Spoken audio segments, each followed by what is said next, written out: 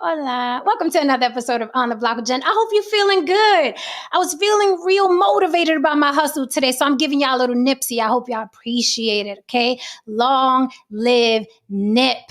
You guys already know I am your favorite devil's advocate, Jen from On the Block with Jen. You can reach me on all social media platforms on the World Wide West Web, okay? On the Block with Jen, TikTok, Facebook, Instagram, all right? On the Block with Jen at Gmail. If you want to reach me or somebody on my panel, you got a question, a suggestion, a topic that you know we gonna dissect the way the block does, throw it on the Block with Jen at Gmail. Guys, you know, April 15th is our block talent battle, 8 p.m. sharp, right here on the block. We're having a block talent battle. I'm getting a lot of emails. And I had really simple directions. I said, just send me a picture and what your talent is. I got everything from people sending me pictures holding stickers. No lie. They were like, hey, I produce. Here are some pictures of me holding stickers. I don't know what the hell that means, mi gente. I said, send me a picture and what your talent is. Is that really that hard to understand? Just send me a picture of yourself and whether you sing, act, dance, play the spoons. It's so simple, mis amores. My God, how do you expect to be in the entertainment business if you can't even follow a simple direction? Send me your picture and what the hell you want to do on April 15th. Is it really that hard? That's why I say people like, well, you know, you in an entertainment business and there's a lot of competition. No, motherfucker, there's a lot of people in the way. There's a difference between there's a lot of competition and there's a lot of people in the way, okay? 80% of the people don't even fucking listen. All right. So with that said, Lord, over the weekend, a lot of things happened. And we're going to get into them. Without another further, let me bring my people up here, okay? This topic it is brewing, it is simmering, it is bubbling. A lot of people are worried about it. And I kind of snicker, but I'll get into why in a minute. Let me bring up my amazing co-host, Lily from YB Limited. I hope you're following Lily. Or what's the point, mi gente? Okay? You can share the love. It's enough for everybody. Share the love, okay? Hello, Lily. Are we vibing? What is going on, Lily? Listen. Bessie just walked out the door and he was laughing his I can't hear you. Oh shit, you can't hear me. Okay, I'll be back. Okay. Me and my sister always vibing. We didn't even plan the royal blue. Do you see the vibe? Do you see when you find the right tribe, how you just be on a vibe? All right, as we wait for Miss Lily. You could hear her, George? I couldn't hear her. Holy fuck. Maybe it was me. Let me see if I can hear you, No Saint. Come on up here, No Saint and George. Say something. Hello. Hey, yeah, we're here. Yep. Oh, I can't hear y'all neither. Is it me? Yes. Yeah. Oh my God, it's not you. It's me. Let me unplug. What the fuck is going on? Testing, 1, 2. What's up, No Saint? How was Hey, your George. How you doing? Yeah. You're at work, right? Yeah. So what's your job on the department? Are you like a paramedic or you drive the truck or whatever? Well, we have paramedics. I'm an EMT. What's the difference between those two? Oh, paramedics can push drugs. Paramedics, it's like a 2-year intense school. To get EMT, probably go to school, depending, a couple of months, you know. But it's a lot more, paramedic, it's a lot more intense, detailed, because they got to push so many different drugs and they got to know how much and they got, you can't make a mistake. Where we're, as an EMT, you're allowed to give a few drugs. Right. And some oxygen, and you know how to do all the other. I'm sorry, Lee. That was me. Yeah, I realized that when I got off and I turned, because you saw I watch it on the TV too simultaneously, and I was able to hear it. So I was like, yeah. Then that was me. My bad. That was me. But the royal blue, how we just what is going on, Lily? And it's hilarious because Bessie just walked out the door. He says hello. You know he lives for you.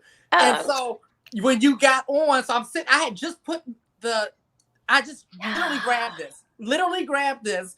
And then I sat down, threw it on, and then you came on, and we both just busted out laughing because you're up on the TV. My gosh. Yeah. Listen here. This feels so good. This feels so good. We're going to talk behind the scenes, Mama, but this feels good. Today was a good hustle day. So I was like, ode to Nipsey. I had to start here. You know what I mean? He gets me pumped. You know what I'm saying? Yes. Long live Nip. Long live Nip. Before we get into this, thank you everyone who is here. Get comfy. This topic has so many layers to it. I've been debating different friends all day about this subject, this Freaknik thing. But there are a couple things that happen in the news that I do want to address really quickly. Let's just jump out the gate. Let's not leave the audience waiting. Chat, hold me down. Don't forget, you can support the show with the Cash App discreetly on the block with Jen. If you don't want people in your business, it's scrolling on the bottom, or you can super chat me, $ on the bottom right with a comment. We will throw your comment on the screen and dissect it. You know that you can direct your question to anyone on the panel, not just I, but anyone on the panel. We'll be more than happy to respond. You just have to accept the answer. Okay? All right, that's how it goes here. You can ask whatever you like, but then you have to accept the answer. That's how we do it here on the block. Okay, so guys, let's just jump right out here. The Dalai Lama, man. Okay. I know everybody done heard about it already. The Dalai Lama. Mm-mm. No? Mm-mm. George, you didn't hear? No, Saint, you didn't hear? I heard something. I take it he passed away. He did not. I wish he did. That's not it. I'm going to eat him too after the day. Yeah. So apparently, first of all, you guys help me. You know a lot more about religion than I do. The Dalai Lama is a what? What is he? A Buddhist or? Yeah. Buddhist. Okay. So I'm in the ballpark. He's a Buddhist in India. Tibet. Tibet. Okay. So this nasty bag of rotting flesh and bone. Okay. There's a video that has gone viral. He's talking to this little boy and he pulls the little boy in and kisses him in the mouth, right? Very awkward, disgusting, like in front of the audience, pulls him in. And, little children just, they go with the flow, right? He kisses him in the mouth and then he puts his head on him and then hugs him. And then he sticks his tongue out and tells the little boy on the mic where everyone can hear, suck my tongue. In front of everybody. In front of everybody. If you're watching this and you want to know what I'm talking about, Google it real quick. We will be here. It is the most repulsive. Okay. And I've seen a lot of repulsive shit. But for this man to be so bold, so brazen, to do this in front of an audience on a microphone, sticks his tongue out and tells the little boy to suck his tongue. And the little boy's like, I don't know. You know how children are. They're so innocent. So he was like, do I do it? Do I not do it? And you just ache for him and you want to reach through the screen and pound that bag of bones until there's nothing left but that fucking sheet he wears. Okay. So it went viral. Everyone is sharing it.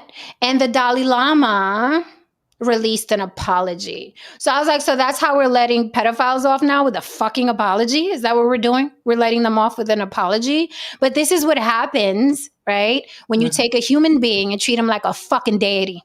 Right. Okay? Well, yeah, I was about to say, he's considered holy. Oh.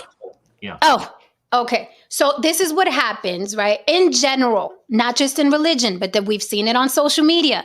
This is what happens when you take a mortal, right, and make him a god, right? Where they start thinking, I am untouchable, to the point where now if he's doing that out in public, I can't even imagine.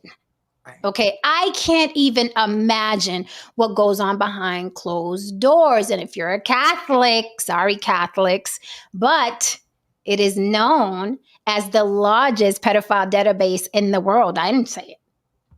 I don't even think that's up for debate. Okay, I didn't say it. But if he did this in public, so now he issued an apology. Is that enough? I think he should have his tongue cut out, and you guys could quote me.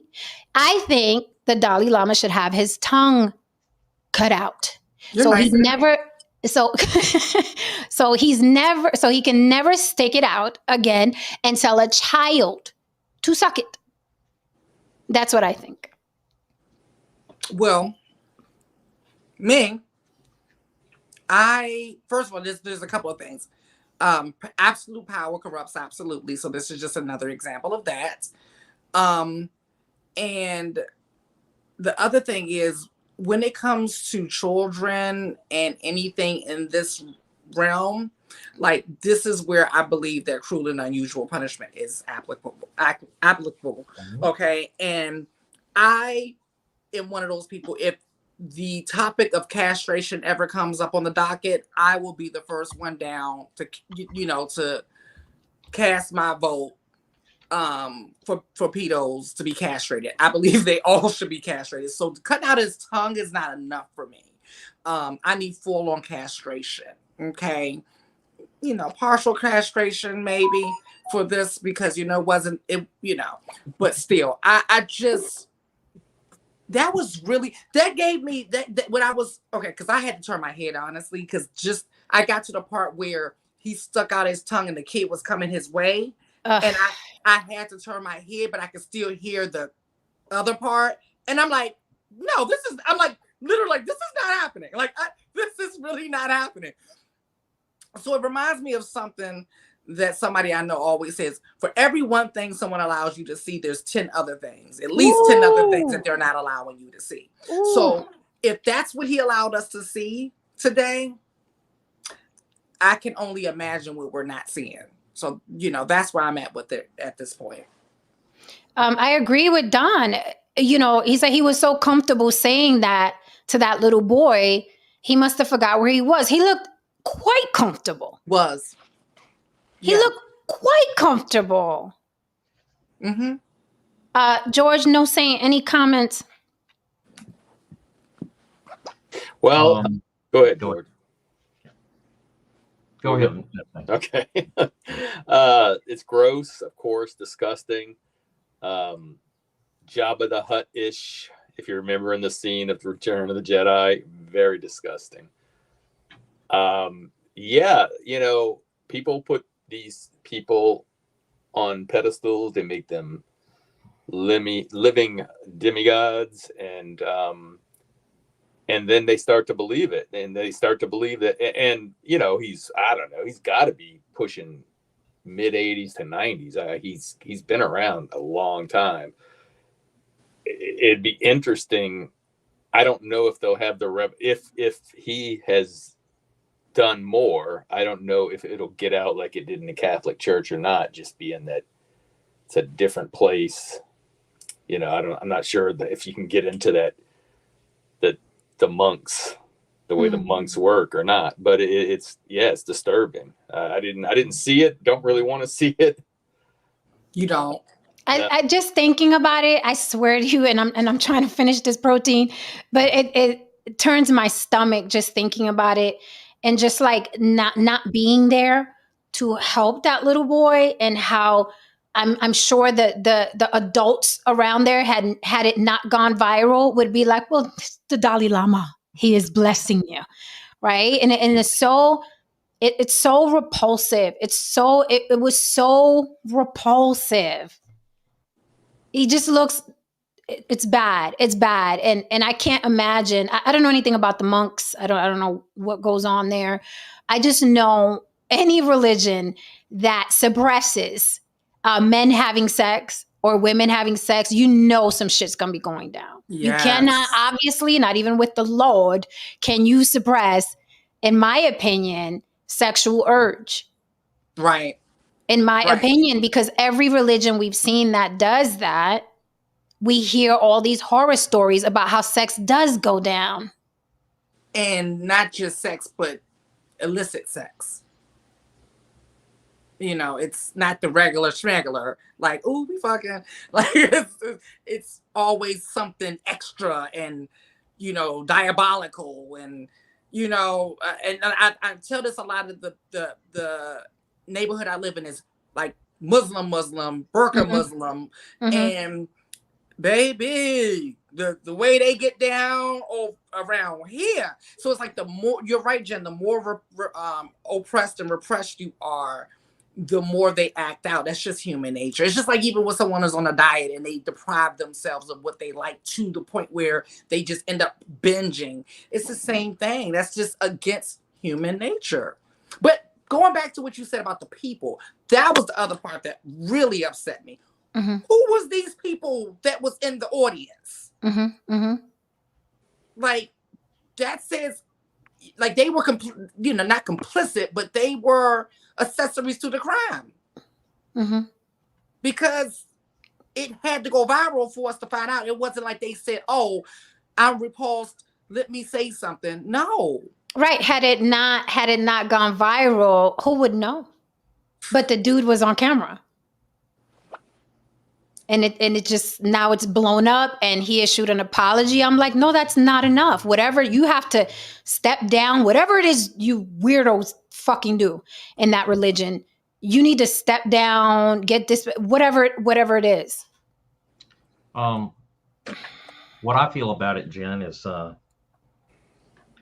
and I'm like this thing, I don't want to see it, but there's a couple of things that I'd add into our capital punishment laws. One of them is rape, and the other is pedophilia, that kind of thing right there. And I'm dead fucking serious about that. And I could go on, and because this hits me in a certain way that just I can just tell you. But anyway, I'll get off that real quick. But to say this. What I think he can do to make up for it is do what some of these other Buddhist monks do who want to protest stuff.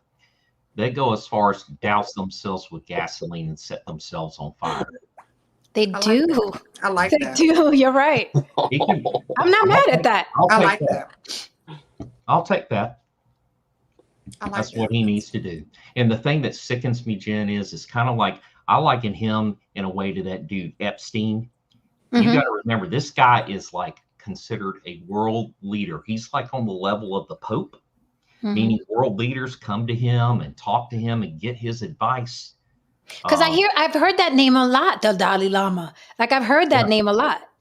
Celebrities have been over there to see him. Now, obviously, just because celebrities and all that have seen him doesn't mean that they're doing what he's doing. But this guy is, It just really, I tell you, if I was an atheist, boy,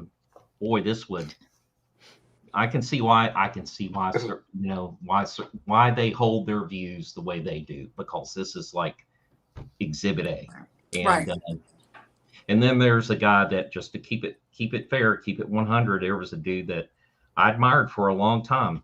His name was Ravi Zacharias. And come to find out, this dude was like raping women and all that kind of stuff. And he was supposed to be like a really strong Christian guy and all that. When I found that out about him, you couldn't believe how that punched me right in the stomach. I mean, it made me sick. But yeah, I can see why people who, who hurl rocks at religion, I'm like, here you go. I mean, I can see why. Me too. But anyway. That's why I've never tried to be one of those people to try to change someone's mind or convince them why they should. No, I get it. Don't like, the thing is about me, I've studied Buddhism. I've studied all the world's major religions, and I still do all the isms. And I can go on and on and on about that, but that's actually one of my most favorite ones. But I've never understood him, if that makes sense. I've never really understood a religious leader, if that's what it is for me. I've never religious leaders just don't appeal to me. I don't see no one. I just don't believe in the whole savior complex. The whole someone's coming to save us and save me. I don't believe that.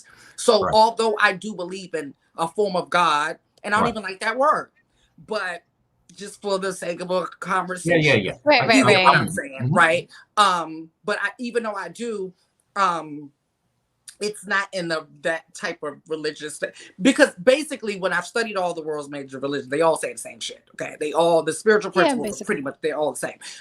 It's just that the dogma starts to, because this king wants this and this ruler wants this and this nation wants this. That's where the dogma shit comes in. But the principles are pretty much all the same, right? And that's just basic life common sense shit. Right. Yeah, just don't kill nobody. How about that? Love, peace, like little shit like that, common sense shit. But this whole making a religious leader thing just has always been weird to me. And even when I was studying Buddhism and was like, oh, I'm liking this because it's more of a consciousness more than a religion, but it's still a religion. They always want to take that away from it, but it's still a religion because you have the leader and the this and the practice. Those are still a religion. So that was always weird to me. And it was just something about him. I don't know if it was him or just the fact that they were propping a man up that just never sat well with me. I don't know which one it was, but it just never sat well with me. Let me piggyback off that. Absolutely true. Because I've seen that even with the Pope, right? My family's religious. They're religious. Mm-hmm. I don't even like you, Lily. I don't like labels. I don't even like being called an atheist, but for the sake of conversation, so we could cut the conversation short. Right. Yes, I fall under atheist, whatever. Right. I don't subscribe to anything. Right. So, but even with the Pope, my family's religious and my mom used to, when the Pope was in town, stop the press. My mama had to go down there and see the Pope and take the grandchildren. I was like, you will not take my child to see the Pope because I didn't want my daughter growing up thinking that a man was, a man of flesh and blood was larger than life, was something to be worshipped. I don't like training kids up like that, to put that much faith in a human being, right? So I didn't like the idea of my mom taking let's take all the grandkids to see the Pope. I'm like, what the fuck is take the kids to see a T-Rex? Okay, take the kids to see a fucking dinosaur. I don't know he's just a man. But it's what you said, Lily, was interesting because if you notice, every religion has to have a fucking leader. And that's where the corruption begins. I don't care if it's Catholic, Christian, Buddhist, that's how we got the Dalai Lama. Once you put a leader in place, then that makes them larger than life. And we've seen that with celebrity worship, right? Beyonce with the beehive. Every picture she takes is like this with the halo around her, the halo effect. They know what the fuck they're doing because they know 9 times out of 10, humans are going to follow. And we can even get off of religion, right? Because let's not attack religion. We don't have to attack religion to dissect. Anytime you create something where there's a following, there's a huge chance for corruption, period, whether it's politics, religion, or whatever. I honestly think religion is too good for human beings. That's what I think.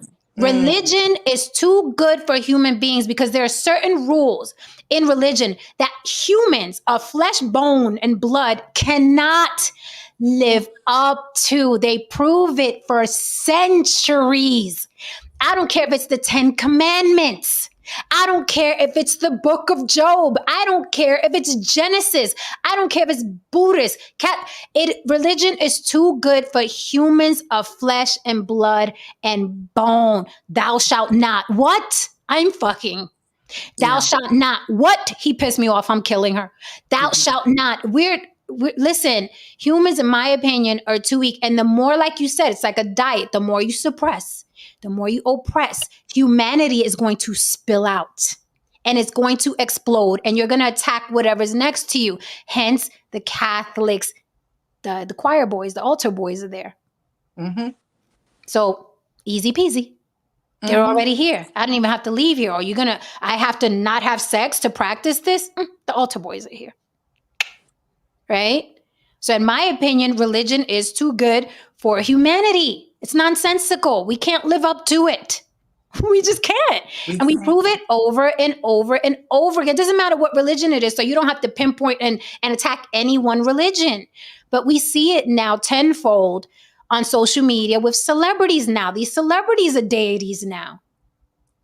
Yeah. I wish you would jump in a chat and talk about Beyonce's wig.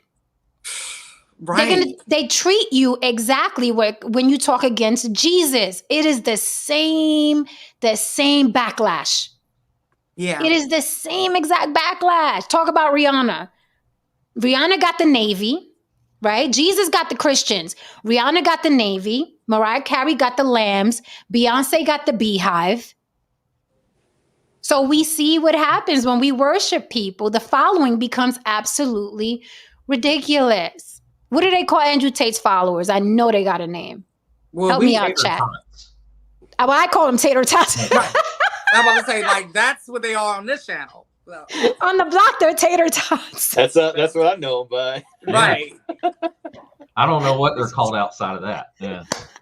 They don't need to be called anything outside of that. They're tater tots. That's it. Yeah. Gullibles. Yeah. So this is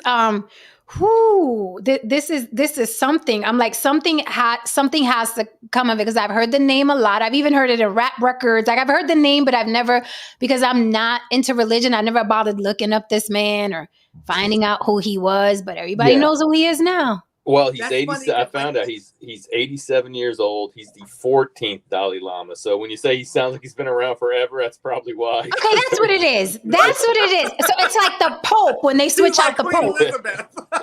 Okay, that makes sense. Because I was like, I've been hearing that like since I was a kid. Right. Okay, that makes sense. So it's like the Pope when they switch him out. Right. Okay, got it. All right. You know, that, because the more I'm thinking about it, I'm like, damn. I never had an urge to look him because even when I was studying the religion, I never cared about the person. I just wanted the information out of curiosity. But I'm like, I don't know shit about this man. And I know more about his religion. That's crazy. So yeah, and to Jen's point, the reason that it's always about a leader is because people want to follow, and they want that father or mother. They want someone to guide them to what's right and wrong. You know, they need somebody to look up to. Yeah. And so this person, you know, whatever the dogma insert is, name. Yeah, insert name, but whatever the dogma is, then people start deifying them. Mm-hmm. Because they have some kind of spiritual connection to, you know, where they want to go, and that's always dangerous. And just like you said, it's if it's a rock star that has a huge following, you'll find a rock star will have groupies and take advantage of those groupies. You know what I mean? That power, like Lily was saying, they get power. And then they do what humans do. They exploit. You know? Right.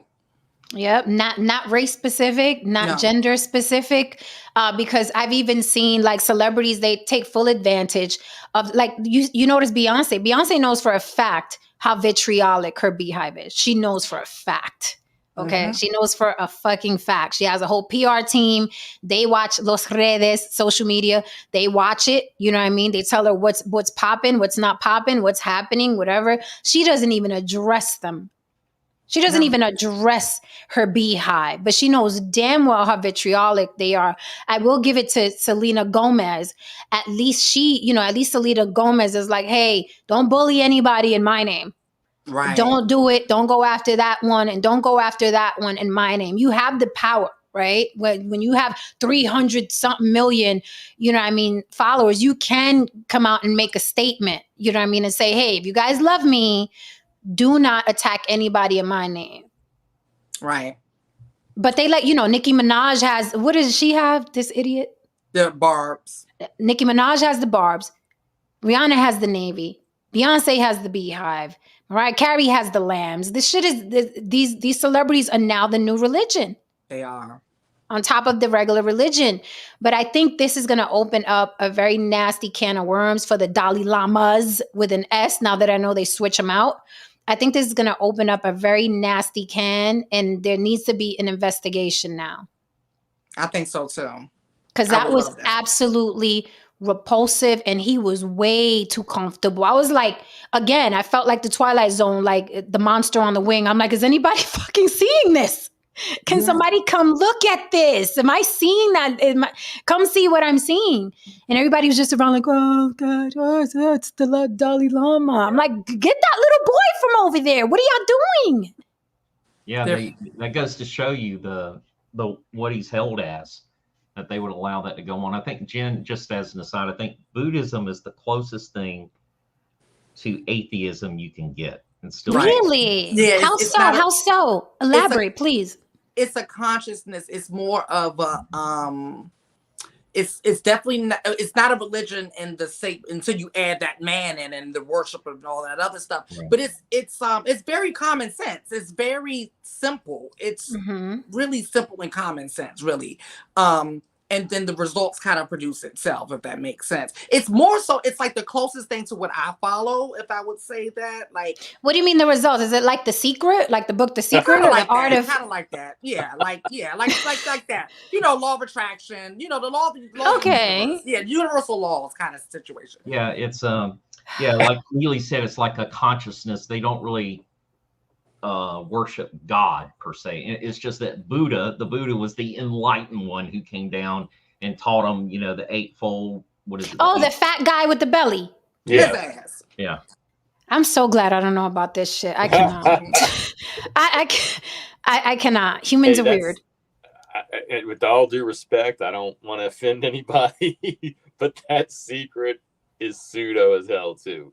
And if you look into the you can look into the history of it. Let's offend people. This is the block, no saying. Yeah. That's nothing new. That's nothing new. That whole secret thing that's been ancient. Around for a long time. That's ancient. Yeah. So it's just repackaged. It's just repackaged. Yeah, that's been around a long time. Those TV evangelists do something similar when they tell you to sow a seed, $1,000 seed into their ministry, and then something will come from that will bless you. And they'll quote all these scriptures out of the Bible, you know. So. Oh my God! I listen. I'm in the wrong business. I'm gonna get me a halo, and I'm just gonna put it behind me like this. Yeah, you can say, Jen, I can hear you now. You can invest, plant a seed on the block with Jen into my garden. I'm gonna. Each seed is $9.99. Just $9.99 for this seed. And they will plant your seed. If you package it and present it and market it right, because all you gotta do is just market it. Everything is marketing. Everything is marketing. Every single thing is marketing, right? But this is the thing. There's a couple of things too. A couple of things here.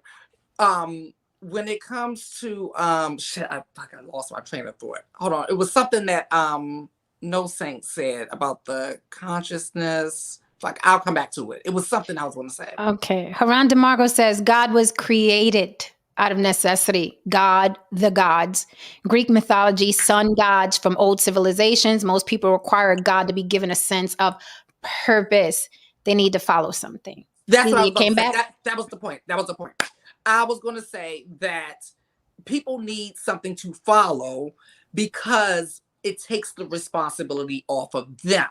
Because that is, after studying all of the religions and the this and the that and all of the things, right? And just the science and the conclusion I came to, like I said, no one's coming to save you. It's everything is within you. Everything you need is already there. It's going to be in your experience. It's going to be in your lessons that you're going to learn. Like you're going to have to live and learn, pretty much, right? Learn to use your not instincts, but your intuition, and practice using your intuition. And it's all within you. But religion takes you away from that and always going to tell you to look outside of you and pray to this person, and you have to do these rituals and celebrate this holiday, and all of that is not necessary to live a good life and to create your own heaven on earth, right? Create your own, whatever life that you want to live, that's your responsibility.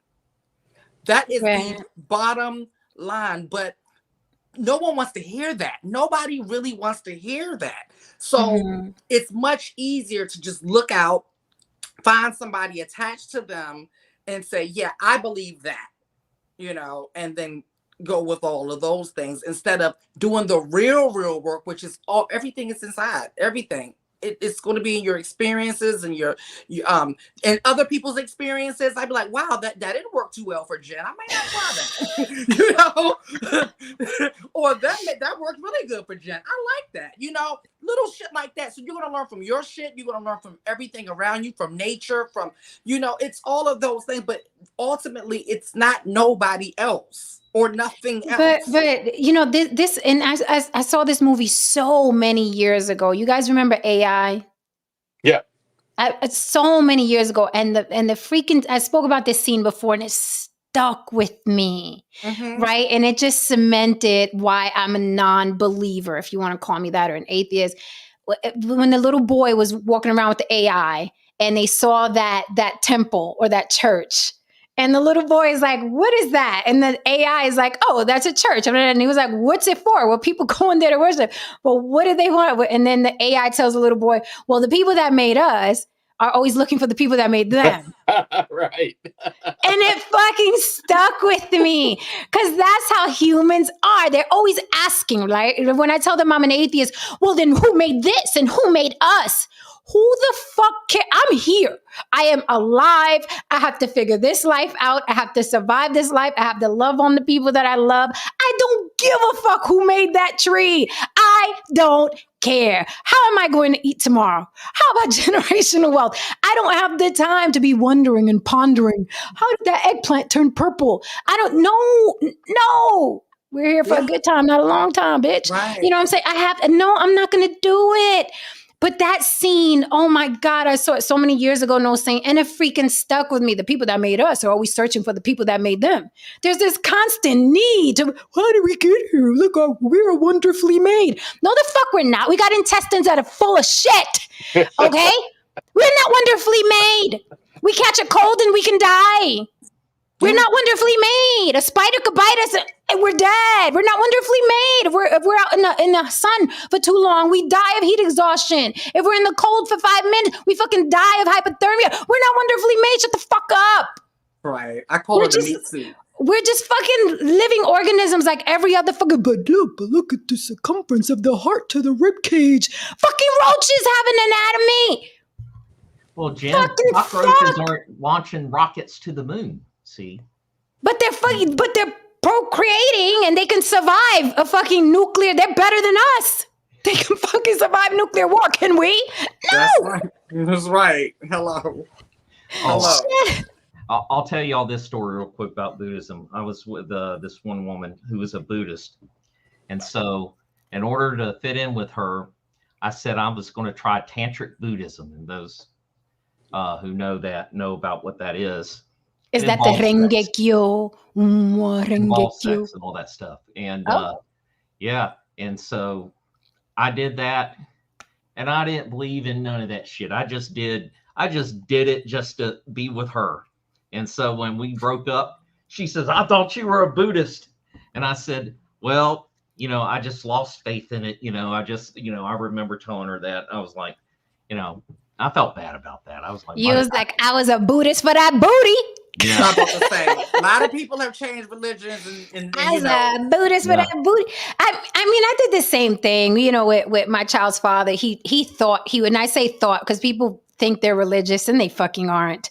Right. He thought he was a Jehovah's Witness. So I was like, okay, I'll think it with you.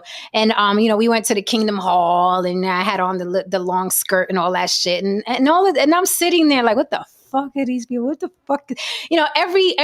And through my journey, I visited Baptist, depending on what my family was into. My family thinks that they're Catholic, right? So I hung out in those churches for weddings and funerals and shit like that. And then the other side of my family think they're Christians.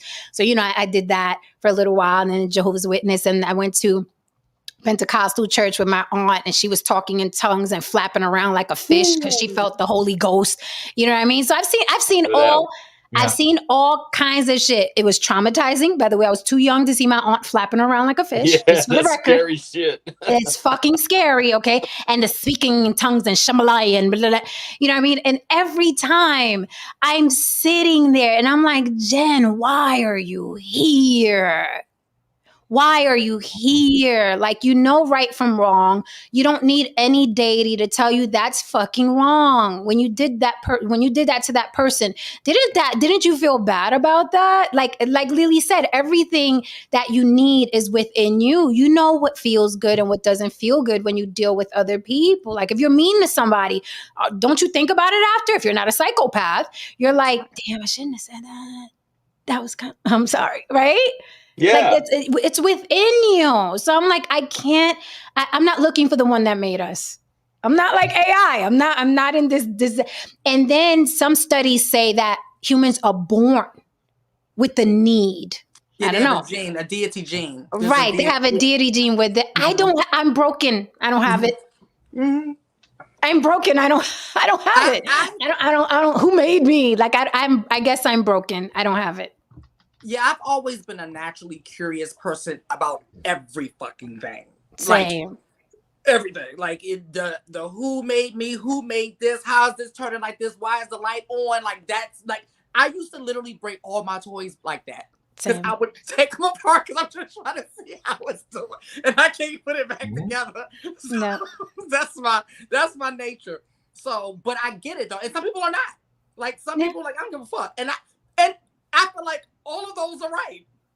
You know, like, I don't feel like there's nothing with it. But then people who are like me will try to tell people who are not that they're wrong because I'm like, no, that's just how they're built. But I will say this, and the religious people are not going to like it. I will say this. I think religious people are more dangerous for humanity than atheists.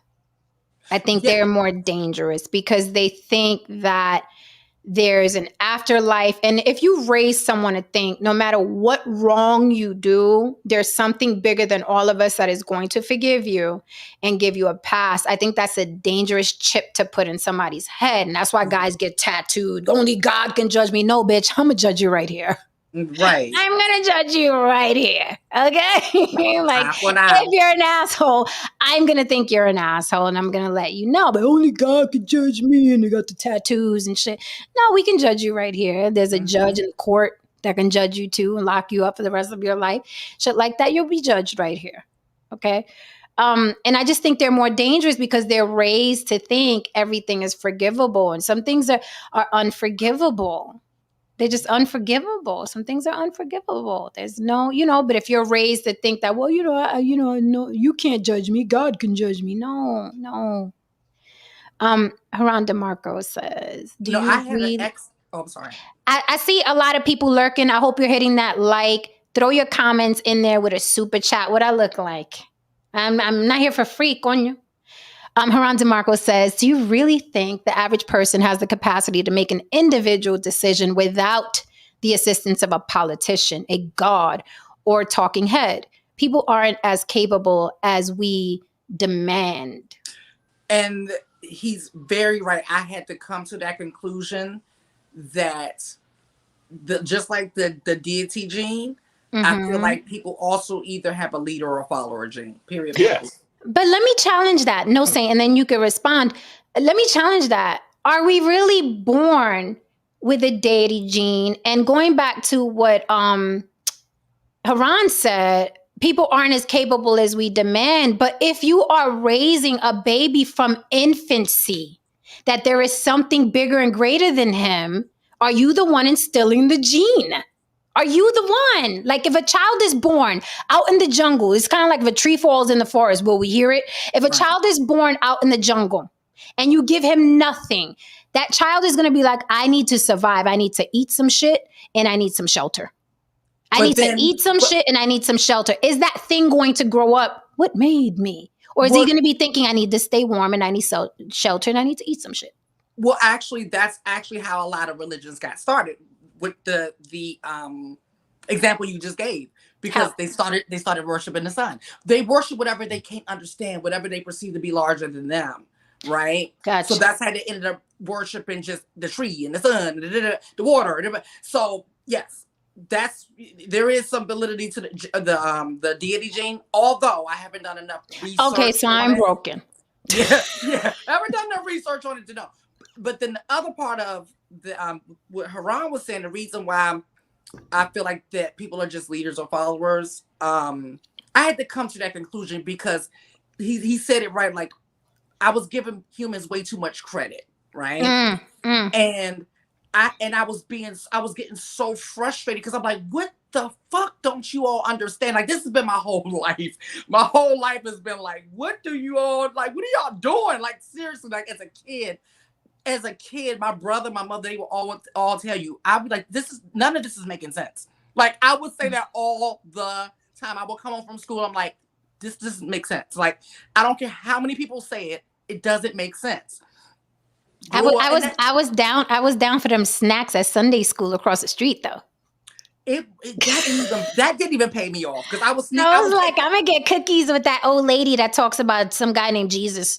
Yeah, no, I used to take the snack and sneak and go take it outside, and I'd be hanging out with the people on the corner outside. Like, literally, that's what I did. It was crazy. Yeah. Who's Jesus? Oh, he's the guy down the block. Right. Thank you for that. Thank you for that Cash App that just came through. I appreciate you. I think Lily's right.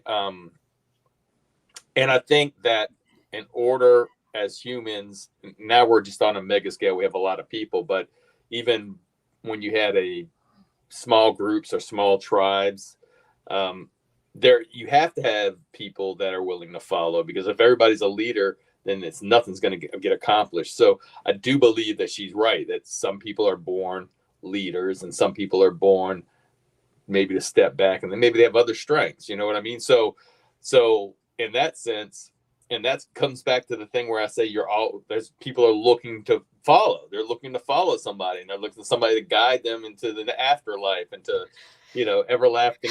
And they're looking for answers, and they get the answers from this person that's reading Bible, that's telling them, there's a God out there that's creating all these things, and there's a plan, and you're special, and we're really not. And so for you, Jen, you're probably a leader.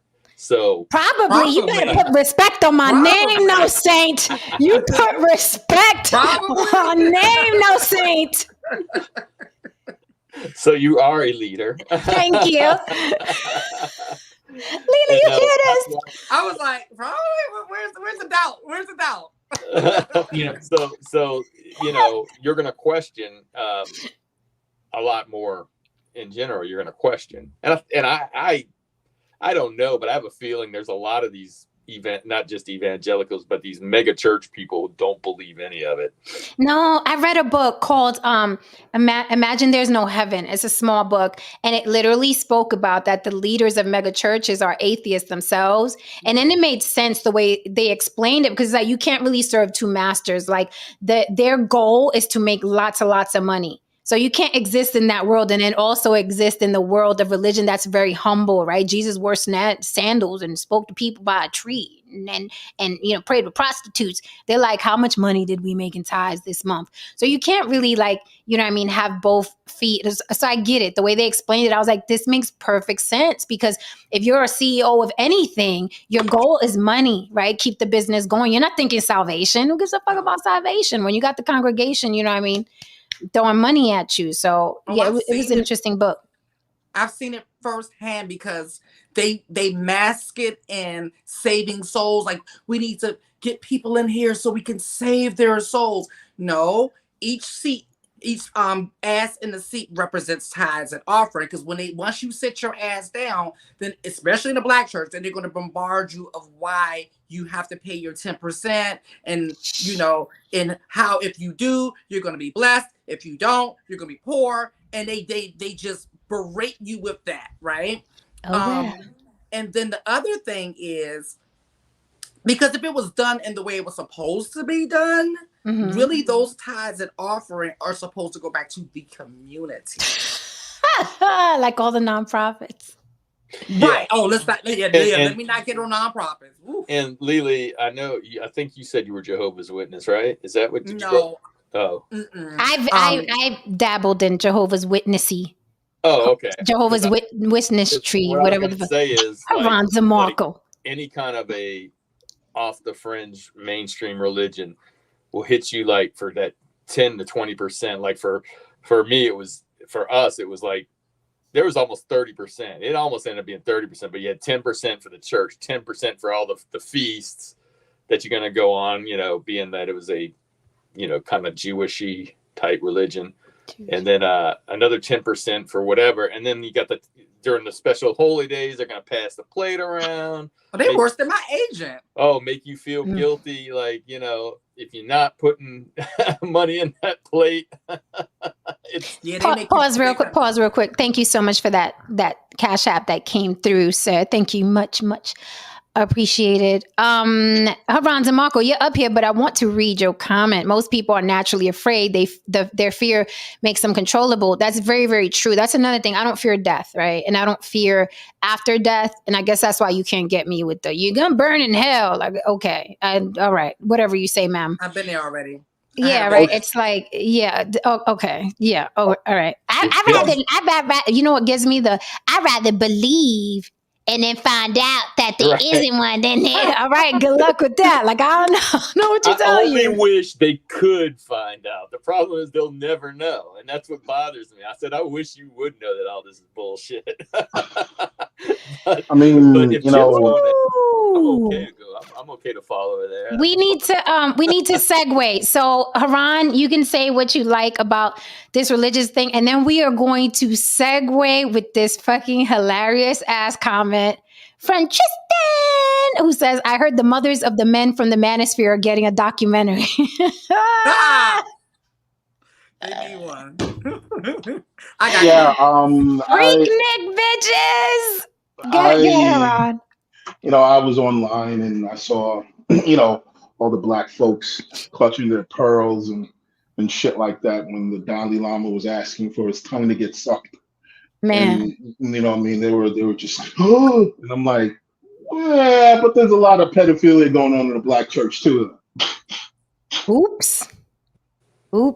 A lot of shit you motherfuckers ignore for generations.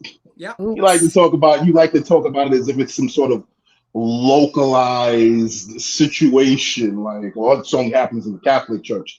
Oh, it only happens in Buddhism or whatever, or in China, the Dalai Lama. Oh, it only happens over here. No, it happens in all religions. That's some white people shit. Yeah, that's some white people shit.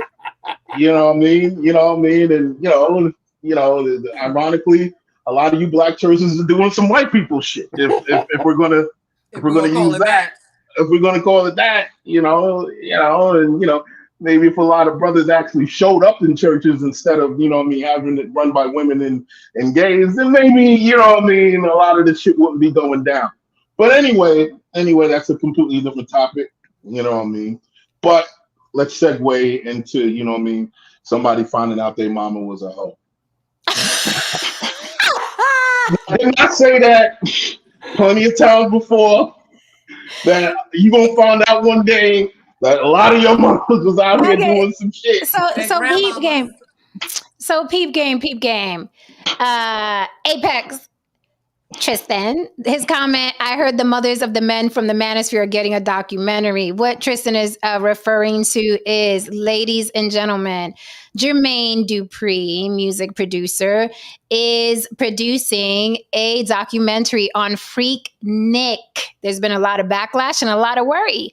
And there are a lot of layers to this. I did some research earlier. I was online searching videos and old pictures of Freaknik.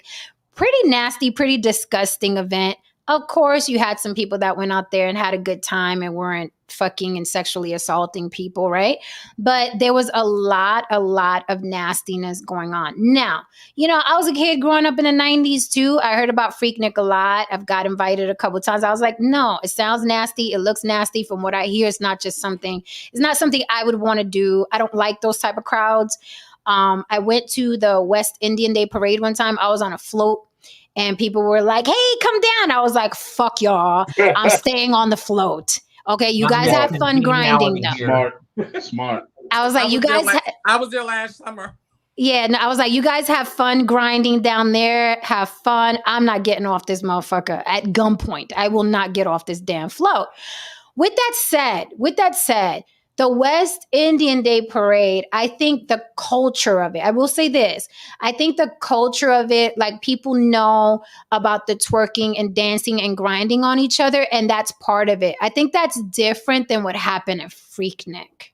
No, Freaknik, totally different. Right? Totally different, right? From what I saw.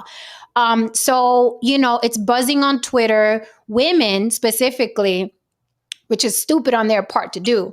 But women specifically, because you're strengthening the misogyny, you're strengthening the men that bash you, right? Instead of being, unabashedly like, I don't give a fuck. Yeah, I was down there fucking and hoeing and throwing my ass around. What they're doing is they're panicking and they're uploading videos talking about that they're nervous and they don't know what's going to be in this documentary, and are they going to be on video, and are they going to be in pictures, and are they going to be exposed? Instead of being like, I don't care, I was young, I did what the fuck I wanted to do, y'all will get over it. Hence, Freaknik documentary coming soon on Hulu.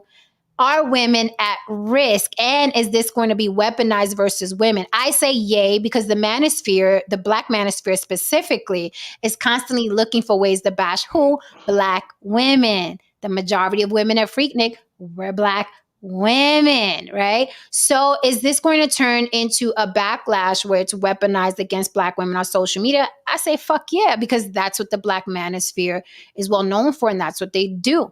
Now you could retort and contradict and rebut. You could even come up on the panel, but you got to say it with your face. But there's an irony in that. There's an irony in that, Jen, because you're absolutely right. But there's an irony in that, because yeah, you can go up there and with your red pillish bird chest and puff out and so on and so forth. Mm-hmm. But yeah, what if you related to one of those women getting slutted out on the camera though? And I'm sure you probably told everyone in your life that your bloodline was filled with all kinds of, prude women and women who are respectable and so on and so forth. So here's the thing. I love that this is happening, because now we really have to revisit the concept that we constantly keep shoveling in the world, that social media destroyed these women and social media created this world. But like, no, social media didn't create shit. People out here fucking way before that shit. Like I told you, Jen, pretty sure, after the Constitution was signed, somebody probably got some head. You know what I mean? Somebody, somebody. You know what I mean? Look, fucking, Thomas Jefferson went down and blew his load in a couple of slave faces, in celebration of the great new world. This shit has been happening for decades, man. Yeah, when you're talking about this, what I think's interesting is this. I think what happened to people that were long ago murdered people, not thinking that one day there might be something that's invented that would link you to that murder called DNA, right? It's the same thing. Because I'm going to tell you the experience. Mardi Gras, back in the late 80s when I was going down to Bourbon Street, and today is totally different. Not nearly as many people are stripping down as they used to. Why? Because everybody's got a camera, and it can be posted worldwide and never go away. And that's what I noticed. Like, I come back, I'm like, wow, man. Like, yeah, there's people that don't care still, and that's fine. You shouldn't really care, but I get it. I get some people have a reputation to uphold and stuff. But yeah, it's like now they know, like, they know that like, it'll be forever. Jen, it's like I always tell you. You had to develop it, you had to develop the pictures and. That's like I always tell you, Jen. The only difference between a hoe and a good girl is proof. So all them questions about body count, some shit is fruitless. Mind your motherfucking business. Find a woman that you guys are on the same page with, and go about your fucking life. Because she can tell you any fucking thing.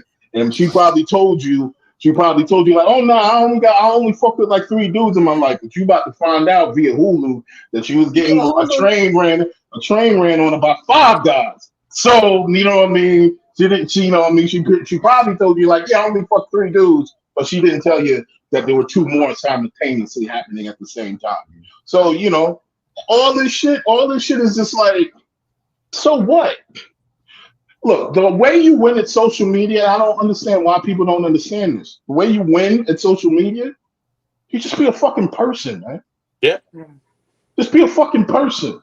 Stop lying. You know how many red pillars get exposed for taking out the trash and, you rubbing your girl's feet. You know what I mean? You're doing all that shit. You tell people. Or living in a van, living in a damn van, or couch surfing, or couch serving. telling all these motherfuckers all this shit, trying to make it sound like you a pimp, you a player, but meanwhile, or living off your mama. Your mama's paying your bills. Your mama's secretary. Cash apping, motherfuckers, and all this other shit. You know what I mean? If you just flat out say, hey, look, man, it is what it is. It's hard out here for a pimp. I done did some things and move on. Can't nobody get you with, you know what I mean, hit you with a gotcha moment. Can't nobody get me with a gotcha moment. You know what I mean? Nobody. I'll be the first one to tell you I wasn't shit. I'll be the first one to tell you I was a terrible boyfriend. I did this, I did that. Can't nobody get me with shit. You ain't gonna spray me with my own humility, Haran. It's really what it is. You know, it's what? Humility in that you don't put yourself above. Nah, I don't, because let me tell you something. When you come from a world that I came from, and I came from the mud, as we say.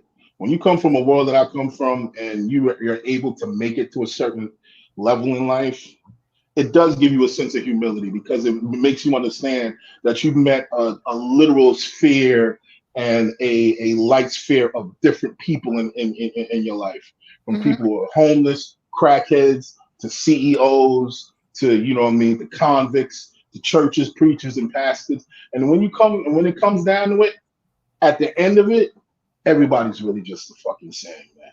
They're just in different fucking sections. Right. But they're really the fucking same person. Well, Jen, just real quick for me, I don't think it's not going to do anything what has already been done. Okay. In other words, I don't think it's going to get worse due to this. I think all it will do, what it will do in the Black manosphere, it'll be a lot of videos, reaction videos to saying, that's what I'm talking about, Exhibit A. Okay. And guess what? White people had spring break, Panama City, Miami, some of the same shit went on. Burning Man. Yep. All the shit that went on there, you know. There's a documentary.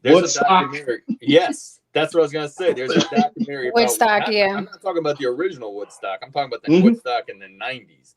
Oh, that shit was worse. And there wasn't, that was much worse. But you know, I have a hope, but I know my hope is going to be probably let down.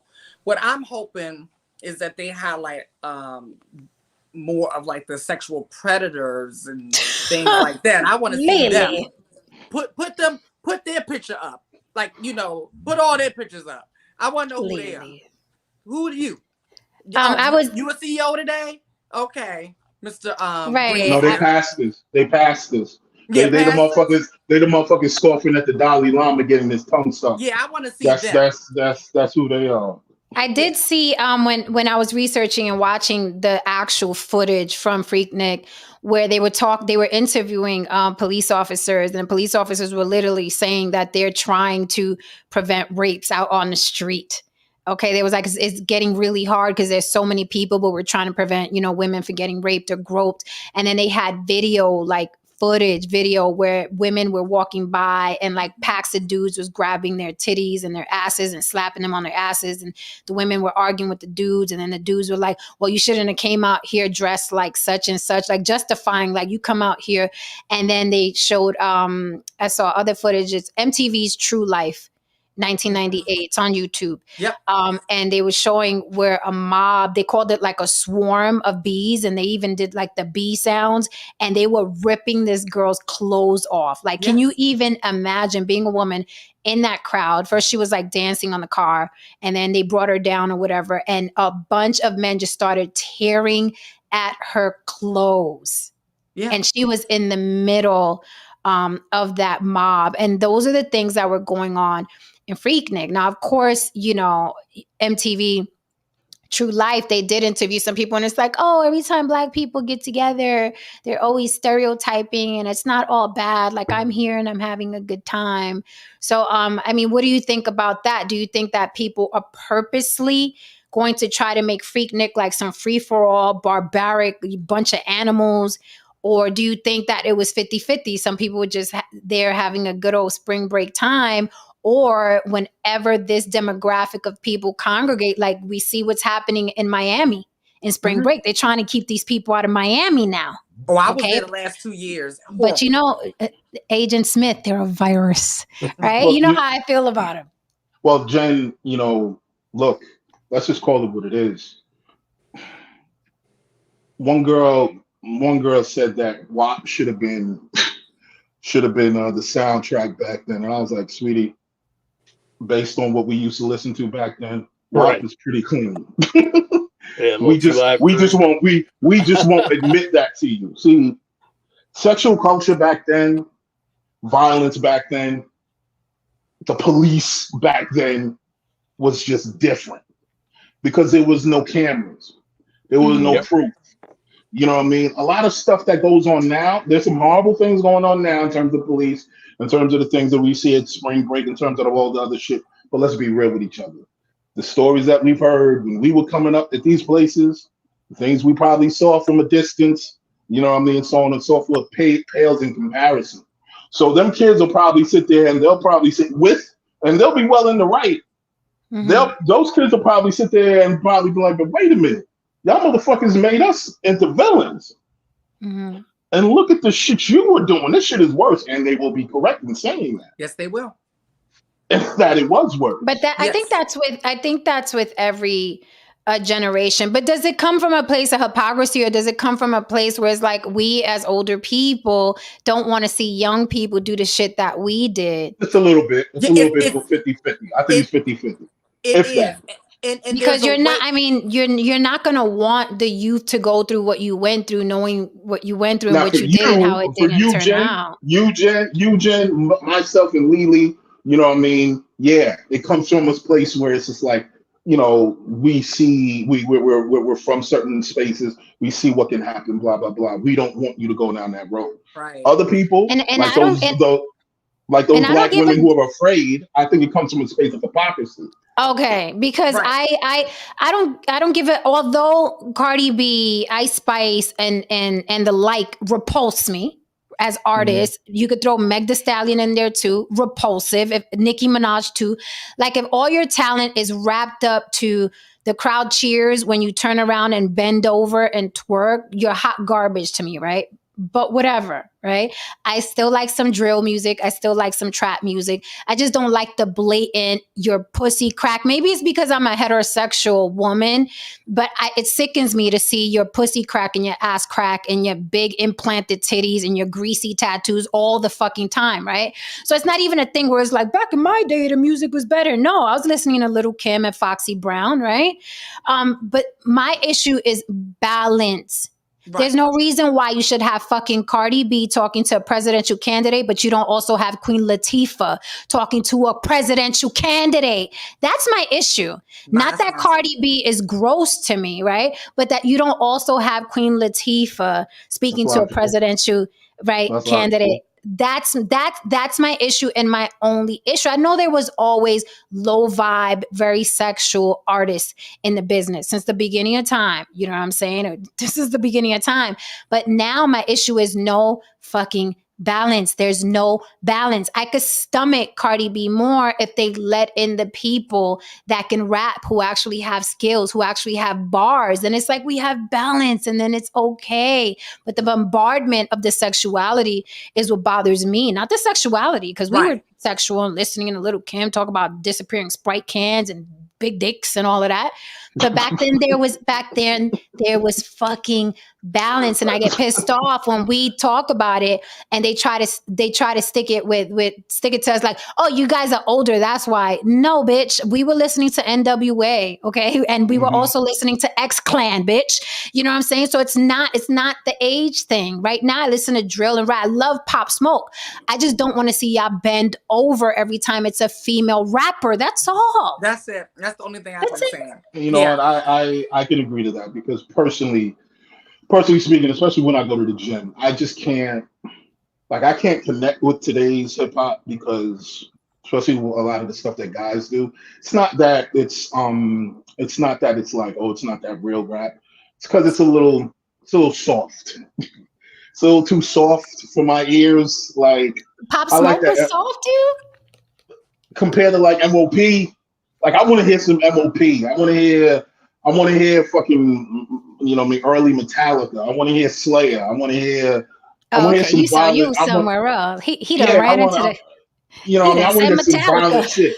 You know what I'm saying? I don't, I like MOP. I listen to OG rap. I listen to aggressive shit all the aggressive shit that we used to listen to. That DMX, right? All that. I like that shit because it gets the adrenaline going. You know what I mean? I can't do curls listening to Drake.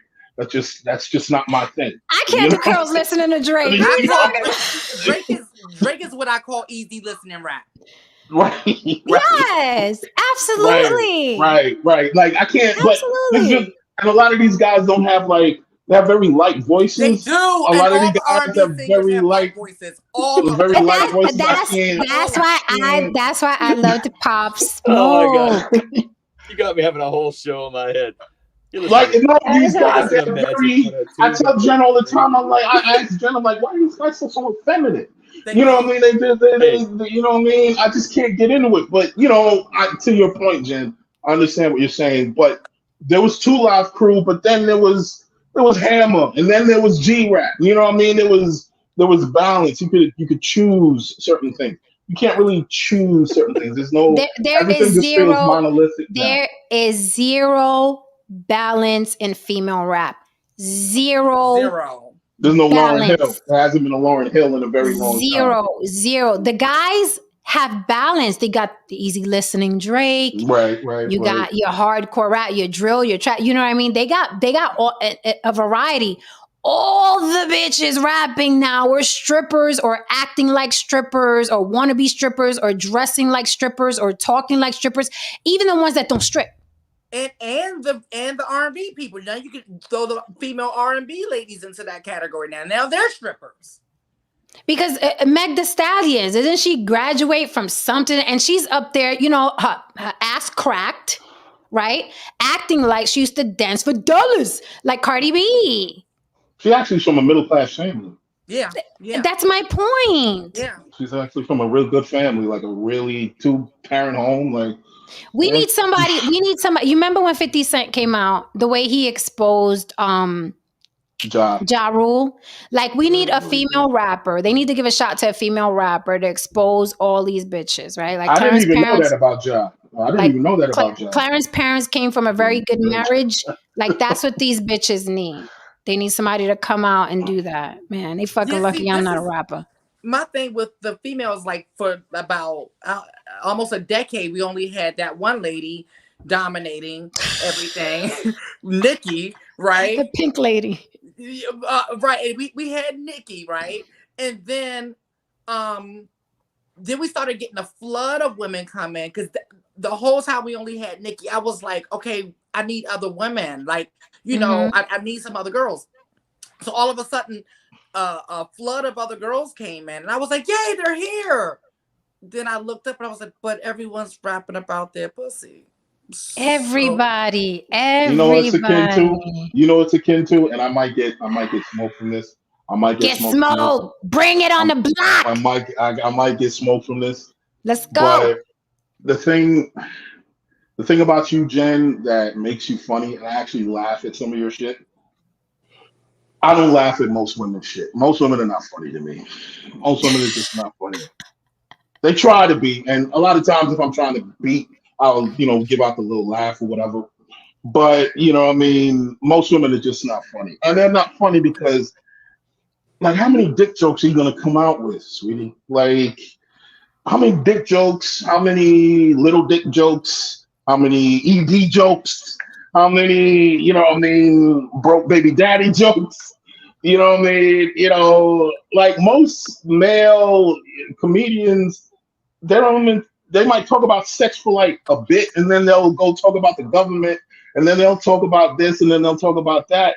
And I see the kind of same thing with a lot of female rap nowadays, where it's just y'all all talking about dick and pussy.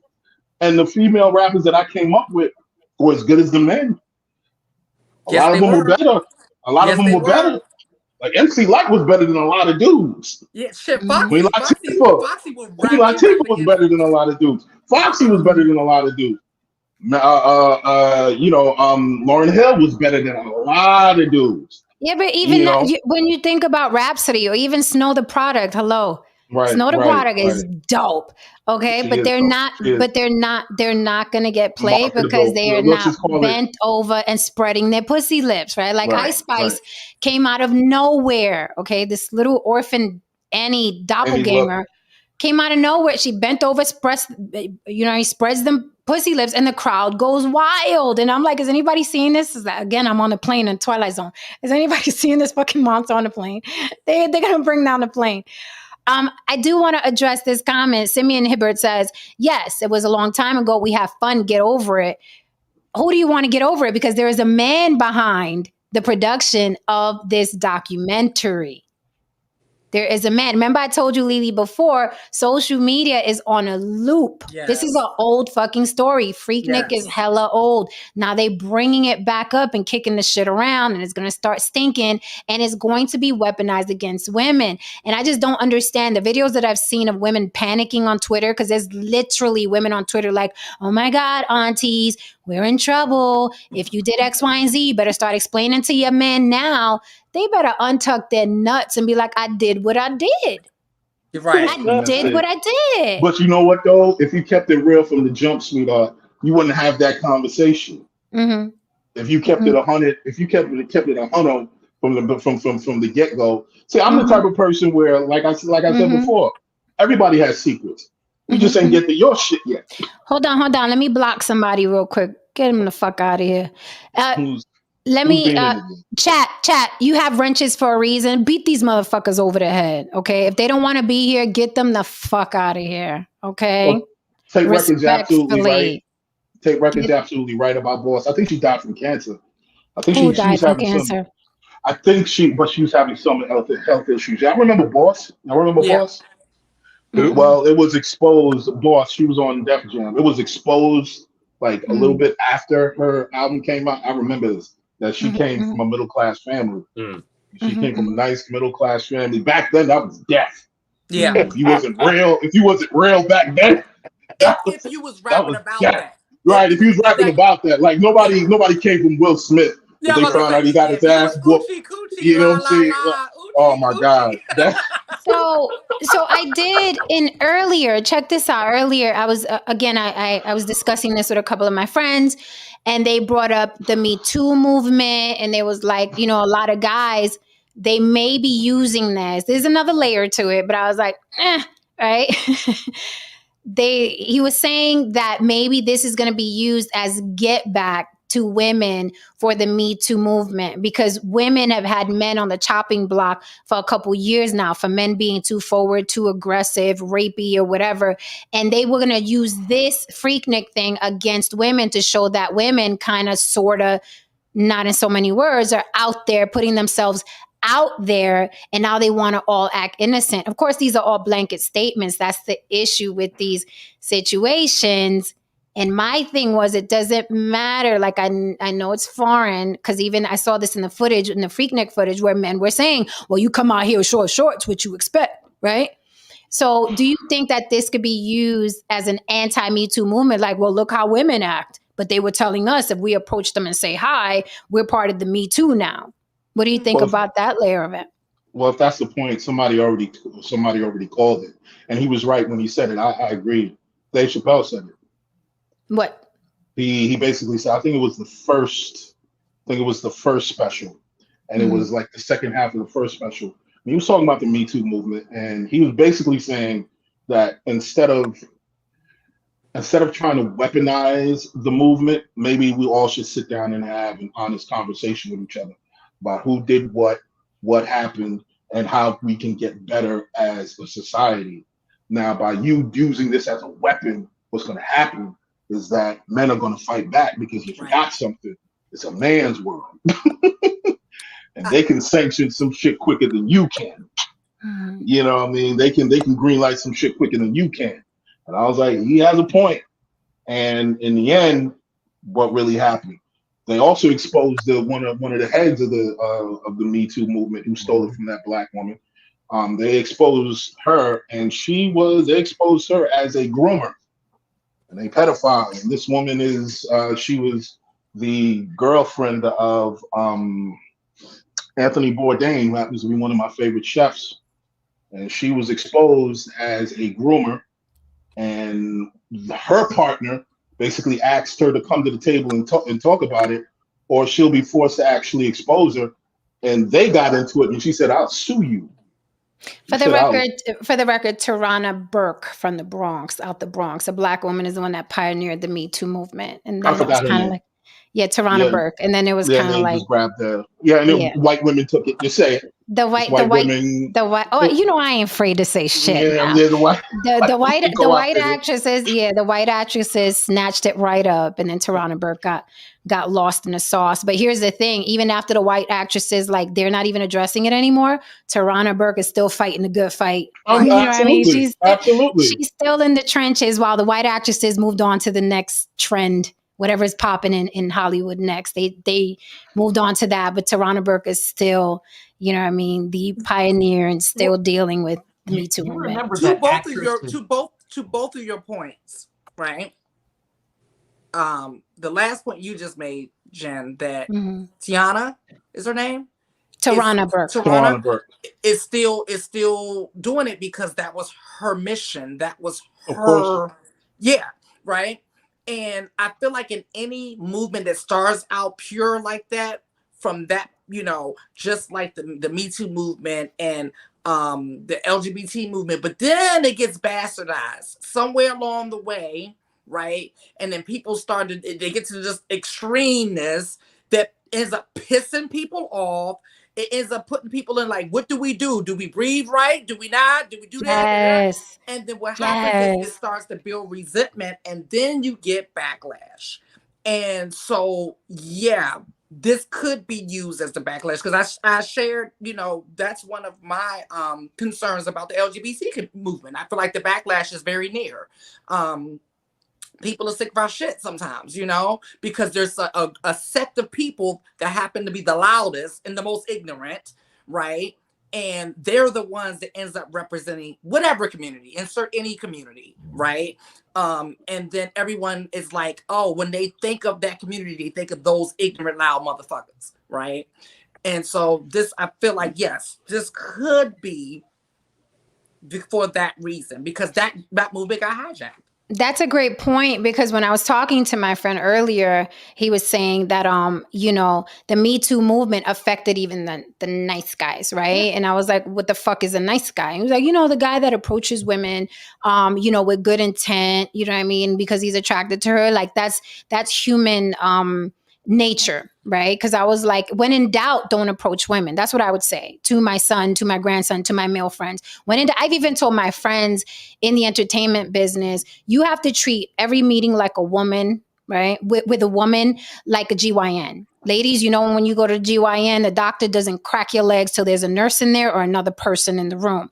You have to treat meetings with women just like that. Make sure there's another person in the room. Go extreme. I need to record this conversation between you and I. Because your little ass is not going to ruin my empire in 10 years and say that you were in my office and I touched you. If I was a man, I'd be, listen, if I was a man in this business, I'd be on my P's and Q's. I am not going to build a fucking empire for 10, 15, 20 years and your ass is going to falsely accuse me of shit. So if you're walking in and I have good intentions, do you mind if I record this conversation for both our safety? And if the bitch is on the up and up and she's not on some scheming shit, she's going to say, yes, thank you for our safety. Excellent. Thank you. Please record it. That is, we're to that point. We are to that point where everybody's looking for a come up. Yep. Any woman can say, he told me to meet him in his hotel room. Now, you know, now I'm sexually assaulted. I was sexually assaulted 20 years ago. So both sides have to be very, very careful. We beyond the point where it's like, oh, I didn't know what was going to happen. So men, okay, stop being stupid. If you don't want to be falsely accused, okay, and you're not looking to stick, this is for the men who are not looking to stick their dick in everything, because a lot of you are. Okay. But for those who are trying to protect their empire, treat it like a GYN appointment. Do you mind if this witness is in here while we do this meeting? If you're legit, can we record this? If you're legit, let's record it. So Jen, you know, Bessie just left here and he literally just said something that you just said. He was talking about today. He was in his building and it was like a 9-year-old boy that was getting into the elevator, and he was like, he held the door. He was like, oh, you can come on too. He was like, no, you go, because it ain't nobody. Like, he's thinking in his head, it's just me and you. You go. I'll wait for the next elevator. And I'm the same way too. When it comes to children, like outside of my niece and nephew, I don't want to be alone with anybody's children because I'm always thinking about if I become wealthy or famous 10 years from now, somebody can lie. And just because of who I am, people are going to want to believe it. They're not going to want to even hear anything else. They're going to want to demonize me. They're going to want to believe it. So you're so right, Jen. I don't put myself in positions where a motherfucker could even lie on me because they will do it. You're absolutely correct. Both of you are absolutely correct. And an example of, I guess we can say, the nice guy who gets caught up is like his name, that comedian, Asis Ansari. It's just this like Indian guy. You could tell he didn't really have that much experience with women. Was he on something park? Yes. Recreations. Yeah, and you could tell this guy, like, okay, he probably really didn't have his, go on a lot of dates until he made some money. And the way he was explaining the story of him and the girl, like, he didn't read the room correctly. And I really don't think that he intended to cause an issue, but he really should have been able to see the signs. But I just don't think he really just had the experience. I just don't really think he had he's kind of a real socially awkward guy. So, he probably really didn't go out on a lot of dates until, he started getting money. Now, a guy like James Franco, when he got hit, I said, James Franco did that shit. I looked at him and I was like, yeah, James Franco did that shit. And he came to the table and James Franco made a statement apologizing for his behavior and so on and so forth. Oh, James Franco was having sex with all his students, right? Yeah, James Franco was having sex with all his students. And when that story came out, I said, yeah, I can picture James Franco doing that shit. You know what I mean? And then when it came out and he said, and he apologized, I was like, yeah, I can see it. You know what I mean? I can see it. James Franco has that 80s John Cusack villain asshole high school shit going on. You know what I mean? So I can picture him doing that shit. But Asis, I think he was out of his league. Man. He was out of his league and he got caught up. But what do you think about, no, St. George, you've been quiet. So what do you think about when men say, because I found this really, really funny to me, right? Like, how do you just not know how to relate or take rejection, right? And I heard a lot of men say this, well, fine. So during the Me Too movement. So now you can't even tell a woman she looks nice. So we'll just stop approaching you. When I heard men saying that, I was like, eureka, the heavens opened up, because I'd rather not be approached. And the majority of women, fuck what you heard, the majority of women would rather not be approached by men walking down the street, because we hear it all the time. And we've experienced when we reject a man, he turns into a fucking rabid monkey. Yep. So we'd rather not have you approach us. And that's what I was discussing with my friend earlier when I said, when in doubt, well, who do we walk up to then? We don't know who to compliment. When in doubt, leave her the fuck alone. Don't approach her at all. And that's when he told me, well, now you're telling men to fight their nature. No, your nature is not, your nature is to piss on the corner, but you're not going to piss on the corner because you don't want to get tagged by a cop, right? So when in doubt, do not approach women. I'm telling all the men listening, the ones that are like, oh, so we won't approach you at all. Great. That is what we want. We're finally here. We took the long way, but we're here. I will say this, man. I've never let George answer. What I would say is, Jen, is that it's kind of like I think probably the really pretty women welcomed it, but the ones who are in the middle don't like it. In other words, they want men to approach them. Really? Yeah, I think they do. And so it's kind of an ego thing. I've seen this. I'd say this, Haran, you're going to amen this one. But all men in the workplace with the white Karens, stay away from them. If she looks good, stay away from them. She can ruin your career like that. Yep. But I know ding, a guy ding, who. ding, ding, ding, ding, ding, No, ding. you know what, George? You hit on something. I think with Jen and I think because we're used to it in a way, but I have a little, Ding, ding. you know, but I will say this because I have two sides. Right. Oh, look, we have a woman here. The mompreneur says, yes, don't mind being approached. It's nice. Right. I was just about to say, like, the prior to transitioning, I didn't experience it the same way because it was very hush hush and people doing this. But then after I transitioned, it didn't take long at all for me to be like, this is what women have been going through. Like, this is overwhelming. Like, this is a little too much sometimes, right? Like, in the beginning, right, it felt nice in the beginning, but then you quickly realize what's behind the majority of it, number one. And number two, like Jen said, there is, for me, an element of discomfort or anxiety that comes with it because I'm like, what's going to happen next? Right. I can understand where you're coming from. I see Don Levon's comment here. He's partially right. It's that women, how did Joe Rogan hit this the right way? They want attention, but only from the right men. They want to be able to control the outcome. They want to be able to control. That's been kind of like my observation and my experience is that it's like, I don't mind. And I can tell you this from personal experience. When I lost a lot of weight, I found that women were more than happy for me to come approach them. Okay. Not all of them, but they were more amenable to me. But when I was way overweight, they were like, get the fuck away from me. Janicia, I'm listening, Haran. I'm listening, Haran. Can we have an honest conversation right now? Go ahead, but my blade is close by. Continue, sir. We can have an honest convo right now. Go ahead. Is it harassment if it's Dwayne "The Rock" Johnson? Is it harassment if it's that man? If it's Jason Momoa? Here's the thing. Here's the thing. Going back to what George said, it's never harassment. It's never harassment. Okay. I just don't want to talk to people in general all fucking day long. So it's never, I don't feel harassed by men. Don't get it twisted. I don't feel like, oh my God, you're sexually harassing me because you said I was pretty. I'm not one of those women. I'm just saying men, when they approach me, let me ask you this, since we're being honest, Haran, why are men approaching me? Because you're a lovely looking woman. Yeah. Okay, but what's behind that? What is they want to get with you? They want your number. Sex. Sex. Okay, thank you. Now we're having an honest conversation.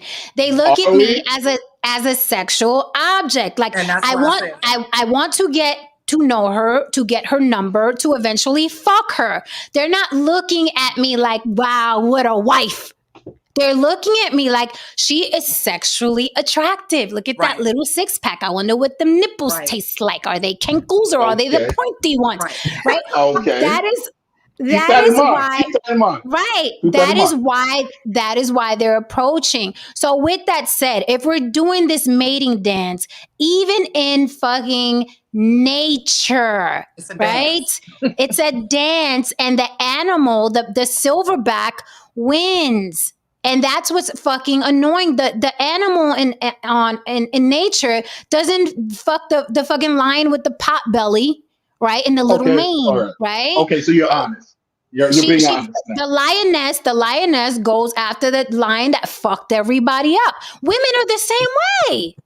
Women are the same way. Okay, then. So you answered my question, because an older woman told me it ain't harassment if it's Denzel or Idris. Now you're basically telling me you're not necessarily in that space when you don't want to talk to somebody if it's Jason Momoa. Okay, but listen, let's be careful with the word harassment, because Dwayne "The Rock" Johnson and Jason Momoa can be guilty of harassment. Yes, they can. Yes, they can. Let's not put the message out there, because men are very simple. Okay. Men are very simple, and they'll start thinking. Right. Let They'll me take start that off the thinking, table. all I got to do is be attractive, right? They're Okay, thinking, approach. all I got to do is have a six pack and I can approach Jen. Dwayne The Rock Johnson can be an asshole, and so can Jason Momoa if they don't know how to approach me. Okay. Right? Okay. If The Rock, right. If The Rock is fine, right, and Jason Momoa is fine, then approach her and be like, yo, what's good? Like, I see you looking good. What that mouth do? That's fucking harassment, bitch. And I don't care how attractive you are. Okay, so is the okay, now we're getting somewhere. So is it the approach that's the issue? Okay, so now this is a bigger argument. Okay, this is a bigger discussion. So it's not necessarily men what we have to have an honest discussion about. It's not necessarily women are disgusted about being approached by men. It's the manner in which they're being approached. Absolutely. Is that the discussion that we're having? Yes. I'm going to tell you, you can, and what Jen said, that, and I didn't go into detail, but that's what I meant. After a while, I was able to see, like, they're looking at me as a piece of meat. Like, they're trying to get, like, that's all. You can see it. After a while, you get it, because it's, my favorite ones are the ones who say it in passing. Like, yes, you look nice today. Like, those are my favorites. You don't even know who it is. You don't even know who the fuck it is. Right. And I'm like, oh, wow, that was sexy. Like, that, I like that. Yes. Right. That's free game. That's free game. Jen, now I got a question for you. You know, that men naturally, when they're looking at a beautiful woman, I know I'm going to speak for myself. A couple of things I think about. I'm like, damn, she's got a nice ass. She's got this. She's got that. I think now that I'm older, I'm thinking, what kind of person is she like? What is that kind of thing? So I think you can't get away from men and sexual desire and all that. That's the reason why they're talking to you anyway. You know, it's kind of like the first thing it starts with a man, it's visual. And then it's mental, emotional, and then spiritual. And so it's kind of like, I don't think you're really saying this, but kind of like what I kind of get from other women at times. It's like, don't objectify me. But, you know, I'm like, well, I'm not objectifying you. But, you know, it's kind of like, I don't want you to see me as just nothing but sex. And I'm like, well, I don't. But it's kind of like the first door we go through is that sexual attraction. Now, I have no right. I have no issue with that. It's the approach, like, and also if you're going to put yourself out there, right? Understand that women don't owe you to be attracted to you as well, and that's my biggest issue. That men, the conversation I had earlier with my friend, sounds like. It's like women are, well, what about the nice guy? That it doesn't matter if you're nice or you're an asshole or you're good looking or average at best. You have to understand that you are taking a risk by approaching a woman. So however she decides to respond, that was the risk that you took. She doesn't even owe you to be nice to you or polite. She doesn't even owe you. If she's nice and polite, that's a plus. But she doesn't even owe you that because you are invading her space. She doesn't owe you being polite. She doesn't owe you anything. You are a stranger on the street. So if she's polite, that's a plus. If she's like, please don't talk to me, that's okay too. It's her space. It's her space. You're absolutely correct on that. Look, I've never, like, one of the things that I've never done and I've seen happen, like, I've never touched a woman to get her attention on the street. Oh, I've had that happen to me. I've never grabbed a woman. I've never, you know what I mean? I'm at most, I'll try to get some eye contact, but if I, you know what I mean, I don't try to, you know what I mean, get a woman's attention. In my experience, a man rarely has to get a woman's attention. I was explaining this to a young dude the other day. I said to him, I'm like, look, listen, half the time you just got to show up and not be an idiot.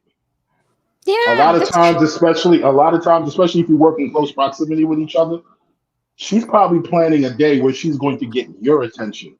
She's going to get her hair done. She's going to put on that nice outfit. She's going to go through all that other shit. She's going to do the dance. She probably knows where you frequent. She's going to make sure she shows up and you know she's there. She's probably going to start up a conversation with you. Just don't say anything stupid. If you're not funny, please don't try to.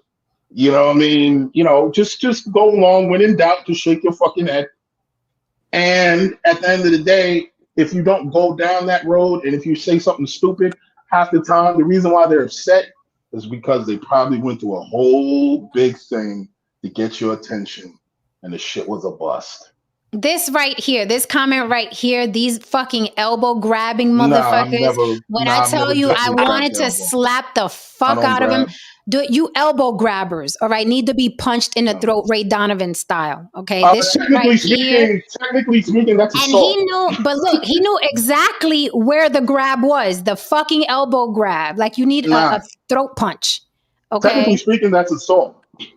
Like, do not. That's another thing. Do not touch women. They don't want to be grabbed. That is assault.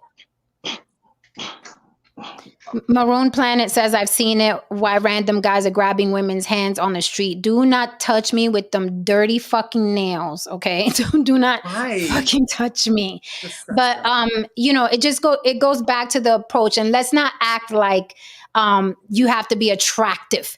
Okay, let's take that off the fucking. Wait, let me finish. Sorry. Let's not act like you gotta fucking be attractive, all right? The world is average at best, okay? The Jason Momoas and Dwayne The Rock Johnsons of the world, they're fucking rare. The world is average at best. There are a lot of women, myself included, who give chances to guys that are average at best in society's eyes just because they were nice or funny or engaging. Let's not fucking act like Jen or anybody else is out here looking for the fucking Jason Momoas. Just be a decent human fucking being and be engaging. And don't fucking touch my elbow ever, ever. So I'm gonna give you guys some game on two things. Let No Say answer, Haran, because I don't want to. They're sitting up there quiet. Yeah, that's fine. Okay.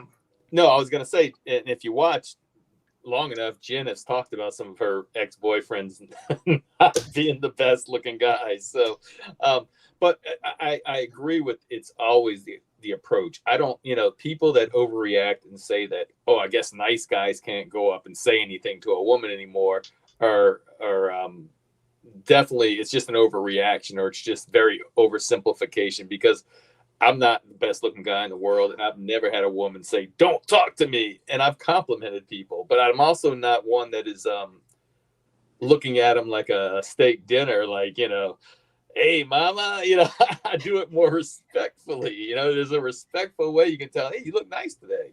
Or I like your earrings, or, I like your outfit. And I've never had anybody turn me in for sexual harassment or whatever. But but you do have to realize that, yeah, it's not an even playing field. And just because one person get away with it doesn't give you the right to be able to do it. Because we've had a situation here that we had a guy that, overstepped his bounds, was rubbing a girl's shoulders, right? And got brought in about it. She didn't like it, but yet she was sexually harassing the crap out of one of our Superman looking guys here. That's just the way it is. And he didn't turn her in. He said, well, I kind of like when she rubbed my hair. It didn't bother him. Same lady, so it's just this whole thing about fairness is you just got to, like we always say in here, you got to know your lane. And you got to know how to read people, and you don't just jump off the deep end, and think that you have a right to do something, or just because, you're just being a male. No, that's not how it works. And that's another thing that you can't ignore, the dynamic that there's more of a danger for women, right? The number one predator of women is men. Okay, so you can't ignore that there's also that level of danger that women feel. It's like, what the fuck do you want? Why are you standing that close to me, right? Do I have to fucking fight you right now? That's something that men don't think about. Like, they just don't think about it. Like, how often do men get sexually assaulted by women, right? Well, not saying that it can't happen. That was a point that I was going to make. If you're out in the street and you randomly grab a woman, you don't know what kind of trauma this woman has. She could have been sexually assaulted, and you just grabbing her out of nowhere. She's probably in her own, and you just grabbing her out of nowhere. That's one thing that men need to, keep in mind. The second thing, never invite yourself to a woman's home, because at the end of the day, if something goes left, she can always say that you showed up uninvited. You ever thought about that? Right. And what No Say said, I think that's the bigger thing. Most people don't know how to read people. They don't know how to read the room. They don't know how to read people. Like, we all know that person. You like, yes. What made you say that? What made you do that? Like, so we got a lot of those. So they're thinking, I'm a nice guy. Yeah, but bitch, you can't read the room either. Okay, with your nice ass. Like, so that's oh my goodness. Oh my goodness. Miss Ruth is gonna look. You see, look at Miss Ruth asking for consent. Thank you, Miss Ruth. That's how you do it, fellas. That's a lovely. Yes, ma'am. You can caress my elbow. Thank you. See how we do it? We ask for consent. Excuse me, really sir. Funny? Can I caress your balls? May I? May I, sir? You know what's really funny, Jen? I was in a club like a couple of years ago, and this white woman, and white women tend to get very touchy-feely after they have a couple of drinks. And I was in a club, and this white woman grabs my arms and was like, "Hey, you remind me of my trainer, D Guns." And I'm just looking at this white woman. She's just grabbing my arms, man. And I'm just looking at her like, wow, this must be nice. Like you just know you can get away with this. I told her like, "Ma'am, stop." But you know what I mean? Like, the fact that they know they can get away with that, like, wow, that's an amazing world to live in. Yeah, well, yeah, this right here, is it really this hard, man? Like, I'm just like, I always say, if I like you, and maybe I'm an anomaly, but if I like you, you'll be the first to know. That's why I tell men in general, I'm talking about every race, size, tax bracket. You do not have to approach me ever. The long-term relationships I've been in, I approach them, believe it or not. I zeroed in on them like, I'm going to get that. That's mine right there. I'm about to bag that. That is how I go through life. If I have not done that with you, if I have not shown, you know what I mean, don't bother. I'm telling the world, there's 41 people here watching, and you guys run and tell that. Don't DM. You don't have to DM me. You don't have to approach me. If I have not given you any cues, I'm not interested. I'm not interested. I don't know about other women. I can't speak for other women. Maybe women want to do this, drop the hanky and like, and wait for somebody to notice it. Jen doesn't need that. Just so I'm just like George said, he's speaking for himself. I'm just speaking for myself. I'm not this lady. Oh, I dropped something. No. I'm just like, come here. I want to wipe something off you. Well, I want to hear your approach, because Jen, one thing I've noticed is that white women are very much on an angle. They drop the hanky. They do all this roundabout going behind the elbow to get to your asshole shit. But Black women and Latinas are a lot more direct. Yes. They are a lot more direct. And it's race time! Oh my God. That stick really does work though. It's a very cool stick. Just so you guys know, every time you hear the bell, it's time to talk about race. We're an hour and 52 minutes in. Oh my God. That is hilarious. It's race time. My favorite segment. We did good today. We did good. We didn't jump right into the race shit. So to answer your question, George, I'm very direct. I usually compliment, and I compliment in a way where I try to make them laugh. Right? I'm 5'3", so if the guy's taller than me, I'll call him shorty. I'll be like, "Hey, shorty," or you know what I mean. I'll compliment something he's wearing or his body, or I'll tell him something like, "You look like you move furniture without my help." You know what I mean? Like I flirt with them. I joke around with them like that, and then that way right? That way it's like, oh, she wants to play, even if you can't read social cues, like, oh, okay, you know what I mean? And then if I continue doing it, of course, and that's what I'm saying, you don't, and I think honestly, women should be more like that, because then a lot of men, like Don said, most men can't pick up on social cues. And I'm like, really, guys? No, they can't. You just throw out that wide net and hope that something comes back. Yeah, well, they can't. They really can't. And then, like somebody said in the comment section, they were right about this. This is, and I'm thinking about the men pre-social media, pre-dating apps.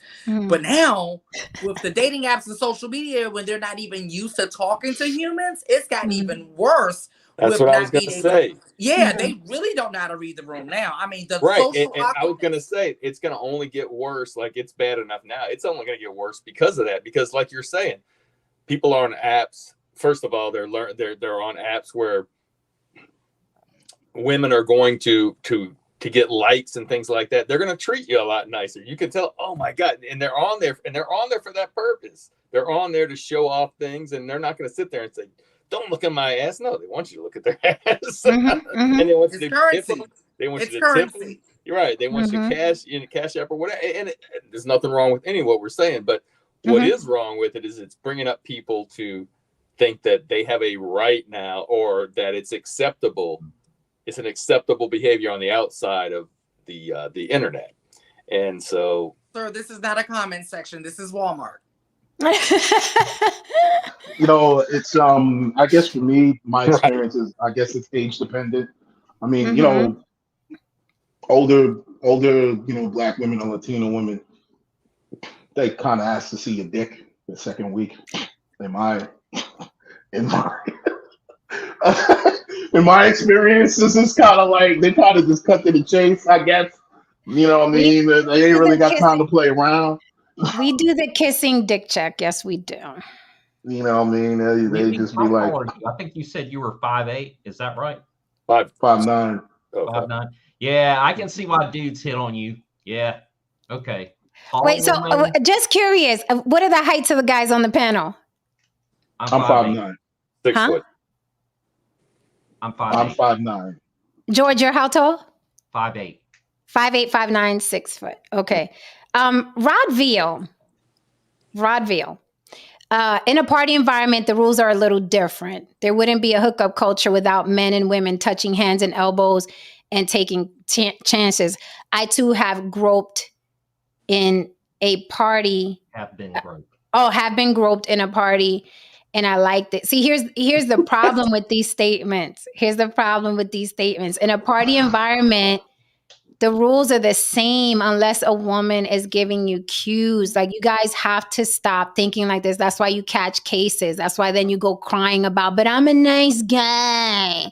I wasn't there. I didn't do it. Because you guys think like this. You should always carry yourself a certain way. Here's my advice to guys, even though and I know it's hard, make yourself as appealing as possible to your level. Make yourself as appealing as possible to your level, and you will hook them. Stop worrying about approaching women, okay? As much as you should be like, how can I be, and where you are with what you have. I'm not even telling you go to the gym. I'm not telling you be a top G. I'm just saying wherever you are, work with what you have where you are, okay? Some woman out there will like it. But don't think that you're going to be in a party environment and the rules are going to be different, because that's how you catch a case or a bullet. Like, don't listen to these type of comments. Do not do it. Yeah. Don't do it. And so Rod Veal, listen, I'm sure he knows this. The rules are just different. It's just different. And it's not always different. A girl can get a case too, but it's less likely, right? I had to laugh because it reminded me. I was like, I don't know, 21. I was at some dark little club in New Orleans, probably around Mardi Gras, and I was dancing. And I started dancing with this little person, and she started grabbing me. It wasn't a big deal. I was like, that's kind of cool. No, Saint. I mean, this was being molested by a little person. Yeah, she got a couple of grabs out of it, you know. I mean, come on, it's Mardi Gras. I'll probably be groping too. I mean, come on, it's Mardi Gras. The little person is groping. That's kind of dope. That's kind of dope. Yeah. Wait a minute now. I wasn't hating it. Wait a minute now. Now we got people passes for being like creeps. Now wait a minute. Now we got to ask No Saint. Come on, would you? No, nothing went beyond that. But would you? I think he already said he had a fantasy. Didn't you say you had a fantasy for? No, not really. But I mean, no. I think it was me. I said there was this bad little person that was on IG that I put in my knapsack. You know what I'm saying? I mean.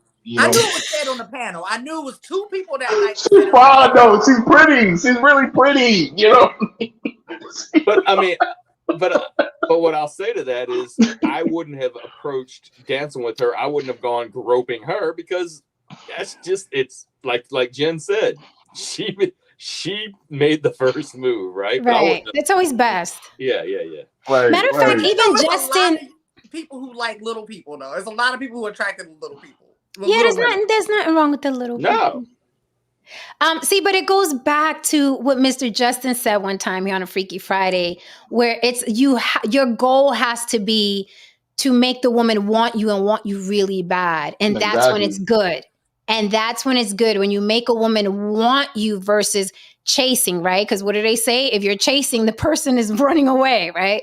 So less chasing, more making yourself appealing for a woman to want you really, really bad. That way there's no doubt. And that takes practice. Like you guys gotta. Donovan said, for real, see the dick, what the hell? I've never said that. I've never said, I do other things to figure out what you're working with. I've never straight out say, hey, let me see that dick. I haven't. Yeah, that's the new way. I don't think you would ever do that. I think you got a little more class than that, Jen. Yeah, I don't. Yeah, I'm not a let me see your dick kind of girl. There are other ways, ladies. There are other ways. There are other ways, ladies. Yes. Oh, Joe, I mean, you know, I'm a big guy. I mean, that's why you thought I was 6'2". I'm just a wide guy, you know what I mean? But regarding go ahead, George. I was going to ask No Saint. Now, when you met your wife, who made the first move, you or her? You're at work, so you can tell the truth. No. I mean, listen, you can read. I just read we were talking. We were at a bar or whatever, started talking. It was just normal. It wasn't like any, it was, and you can tell when someone is giving you the time of day. So I guess it was me that made, eventually I made the first move, but I read the room, I read what was going on. She was open to the conversation. It was interesting. I mean, there's ways that we just like. This is when you know they're closed. You holler no. Right. Yeah. That's my baby. Just go. What is the word, ladies? Pumpernickel. Right. Do that face again, Lily, because it's classic. Yeah. That is the cue. Just go on about your business. Please go on about your business, please. I forgot. Yo, Don Levon said them little hands all over you, the little people hands. Makes you feel big. No saying. No saying I'm done with you. No saying, talk your shit. Talk your shit, no saying. Look. Hey, let him be a guy. Let him be a guy for once up here, man. Shit. This is how you look with a little person holding you. Hey! Talk your shit, no saying. Oh wow, you're so big. It's like Little Red Riding Hood in the Big Bad. Look, listen, it's all relative, baby. It's all relative, man. Simeon, shut up, Simeon. Stop before you get cut in the chat. He said, when women want you when they want to share you with their friend. No, sir. Jen barely want to share a sandwich. She ain't that motherfucker. Right. I don't even want to share oxygen. I don't even want to share fucking oxygen. Okay. She ain't that one. Inception, okay? The next man I fall in love with is in trouble because he has to scorch earth with me and get rid of all humanity. Everybody. I was just about to say, like, the only way that relationship is going to work, you would have to be on the only two people left on the fucking planet. It's the only way this is going to work. Don't threaten me with a good time. Don't threaten me with a good time. Or have enough money to literally buy an island and stay there with her. It's only just you and her. And you burn every bridge. My aunt in Puerto Rico has her own little island, and when I visited, I was like, "This is an idea. I could do this. So we need some fire and some shelter. It'd just be you and Jen for the rest of your life on an island. Hey, that's some sexy shit, okay? I'll pray for you, good guy, whoever you are. Darla says that having sex with a midget and those little legs be kicking back and forth. Stop. Look, listen, like I said, man, listen. As long as everybody's having a good time, man. That's how I look at it. Look, if she's fine, look. If I have it, y'all go right on. If the little person is fine and attracted to you, why not shoot your shot? Shoot your shot, good. You just just throw up on the shoulder, like, hey, how you doing, baby? Like, listen. Thank you, Joe Biden. Thank you, Joe Biden. Just resting right there. Sir, I hate when people pick me up. Dalai Lama said instead of on the block with Jen, on the island with Jen. There you go. That's what I'm talking about. There you go. Now you think it. Yo, look, listen. Like I'll come by and visit. There you go. Right. I'm gonna have my own boat anyway. I think I said I was gonna live in a boat, so yeah, I'll just come by in my houseboat. Just to let y'all know, me visiting them motherfuckers is me going by on a yacht and throwing up a flare. I mean, like, I see a glitter deck. Lily's coming. Look, right. Glittered out boat. A glitter. It's like, is that a glittery pink boat? How will we recognize a Roswell? It's gonna be a bunch of midgets and hoes dancing, twerking. Yeah, it might just be that. Yep, and loud rock music being played. Might be AC/DC going on, all that shit, man. Yeah. Well, them hoes ain't coming on the island. They're gonna wait on the boat. Come nowhere near me and my man. You'll be taking one back dead and shit. Like, why'd you have to kill one of my hoes, Jen? Damn, that was my favorite one. Yeah, well, so basically, you telling me if I ever want to basically get rid of one, just come by the island? Exactly. I'd be like, the bitch asked my man if he was thirsty. That's what happened. I'm the only one that worries about his thirst. Duly noted. What the fuck is that? I will not share, sir. I don't even know what a curved chiquita is. Oh. I don't know what that is. I do. What he's talking about, a curved dick? You can't find that at the grocery store. A curved chiquita, what is that? I've never even heard of that. I've never even heard of that. And it depends on how it's curving. Chiquita is a Chiquita banana. Brand. Yeah. Mm-hmm. It depends on where that curve is, because some of them curves are not worth it. Yeah. So shit. We're a long ways from Freaknik. Jesus. You heathens. Not too much. We're on brand. We're on Freaknik brand right now. That is true. You know what? I think sometimes we don't really sit down and think about the wild world we came from. That was the 90s. Oh, I do. We're very removed from it, especially in the industry. But I wasn't. I wasn't. I missed all that. All that. This is why, because I got with my baby father 16, 17, and you're talking about I went into my 20s with him. So because I was in a relationship, my girlfriends were out there, doing them. And Jen was, believe it or not, Jen was being a good little girl, like, y'all are nasty. I'm happy to be my baby father for 13. You had a very good father in that area, though. That's one of the reasons why you were most likely like that. We've spoken about, your parents, but I can say that your father, it seemed as if he raised a very good woman, and he did. We joke back and forth about that, but I have a feeling if I lived in your household, I'd have been a dead man. Oh, trust me, my father tried to kill us at one point or another. All the siblings. I'd have said something. I'd have said something out of pocket one night. Felt myself probably like, I just finished bench pressing 300. Yeah, my dad was not. I mean, he put the fear of God. We had the fear. He put the fear of life and death in us. There was no. My father was God. That man was like he was going to take our lives any minute. So, but you have a lot of morals, though. You have to some degree. Some degree, I will say this, like, we speak about it, but he did raise a very solid human being. Thank you. What I mean? And you're very for a lot of people don't understand.